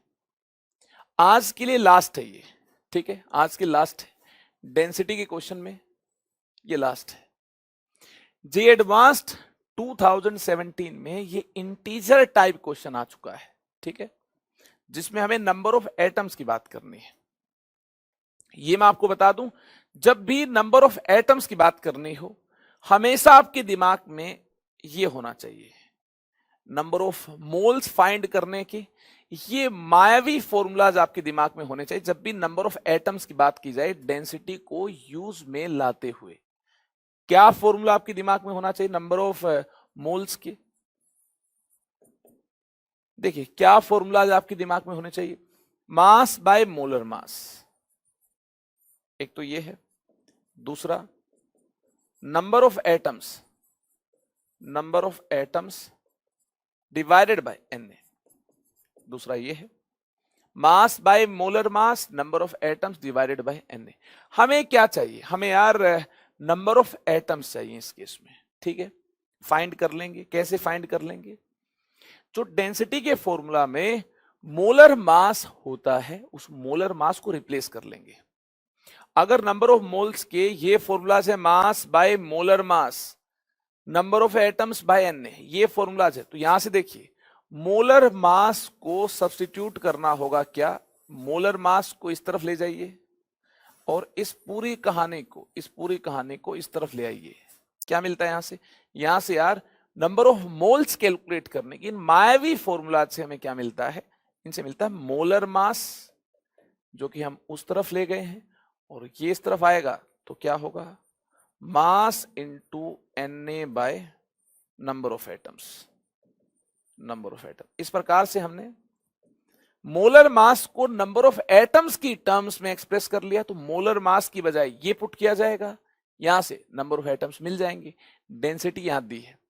चलिए बात करते हैं क्वेश्चन की। क्वेश्चन हमें क्या दिया है, a crystalline solid of pure substance has face centred cubic structure, यानी z कितना होगा, 4 होगा। एफसीसी का केस है, z कितना होगा, 4 होगा। आगे देखिए एज लेंथ दी है 400 पिकोमीटर, यानी सेंटीमीटर में कितना होगा, 400 इंटू 10⁻⁻⁻12 तो हुआ मीटर, क्योंकि 1 पिकोमीटर इतना मीटर है। अब देखिए सेंटीमीटर में तब्दील करने के लिए आप इसको 100 से मल्टीप्लाई करेंगे तो इतना सेंटीमीटर हो जाएगा, ठीक है। A is equal to 4 into 10⁻⁻8 centimetre भी आप इसे इंडिकेट कर सकते हैं। आगे देखिए, if density of substance in the crystal is 8 gram per ml, density आपको दी है, number of atoms in 256 gram of the crystal, यानी मास दिया है, ठीक है।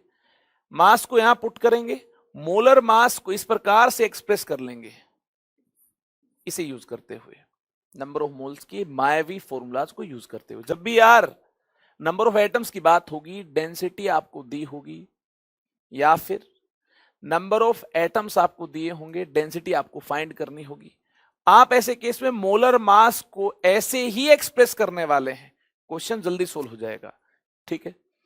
तो देखिए density is equal to z into M divided by A cube into Na। देखना कैलकुलेशन भेद आसान है, मोलर मास को पुट करें, mass into Na divided by number of atoms, या आप मोलर मास को पुट करें, देखना Na से Na कैंसिल हो जाएगा, और A की वैल्यू कितनी है, सेंटीमीटर में, यूनिट का ध्यान रखना, A को सेंटीमीटर में पुट करना है, A की वैल्यू इतनी है। डेंसिटी कितनी है यार, यहां से देखिए डेंसिटी हमें पुट करनी है 8 gram per ml, density put की, Z कितना होगा, एफसीसी का केस Z4 होगा। जो बच्चे ये कहते हैं एग्जाम में कैलकुलेशन काफी डिफिकल्ट मिलती है, तो यार एक बार जल्दी से इसे अप्रोच कर लें, ठीक है। आपको पता चल जाएगा कि एग्जाम में वाकई में डिफिकल्ट कैलकुलेशन मिलती है, मुझे तो लगता नहीं है। देखिए इसे हमें फाइंड करना है, ये अननोन है, आसानी के साथ इसे फाइंड कर पाएंगे।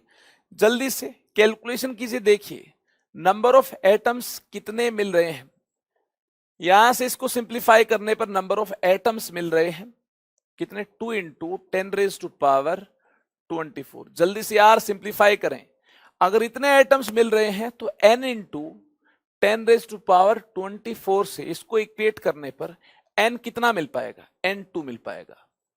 ये हुआ यार इसका राइट आंसर, ये हुआ इसका राइट आंसर। इसी के साथ जे एडवांस्ड के क्वेश्चन को भी हमने यार सोल्व कर लिया है, वेरी गुड, वेल डन। अगर ऐसा है आपने सभी कॉन्सेप्ट को अगर अच्छे से अंडरस्टैंड कर लिया है तो यार मुझे लगता है आपके चेहरे पर भी ऐसी ही स्माइल बनी होगी। मेरे चेहरे पर तो यार हमेशा स्माइल बनी रहती है, चाहे रात की 2:30 ही क्यों ना हो रखे हो, है ना, कितना भी टाइम क्यों ना हो रखा हो, कोई टेंशन नहीं है, क्योंकि हमें पढ़ाई करनी है और पढ़ाई करने वाले कभी टाइम देखते नहीं है। जब भी मौका मिल जाए तब पढ़ाई करते हैं। तो यार ये आदत बनी थी अपने टाइम से ही, जब काफी पहले मैं भी आप लोगों की तरह एग्जाम की प्रिपरेशन कर रहा था, तो तब यार घर वालों से भी दूर था और कभी पूरी स्टोरी आपको बताई भी जाएगी।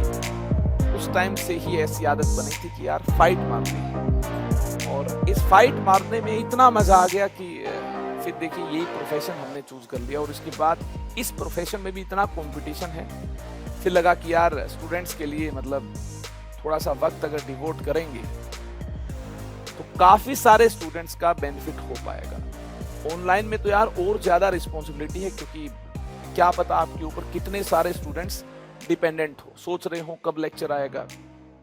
तो आज लेक्चर थोड़ा सा लेट जरूर आपको मिल पाया, लेकिन हमने पूरी शिद्दत के साथ सारे ही कॉन्सेप्ट को अंडरस्टैंड किया, ढेर सारे क्वेश्चंस को अटेम्प्ट किया, और ये देखा यार डेंसिटी से रिलेटेड कितनी वैरायटी के क्वेश्चंस बन सकते हैं।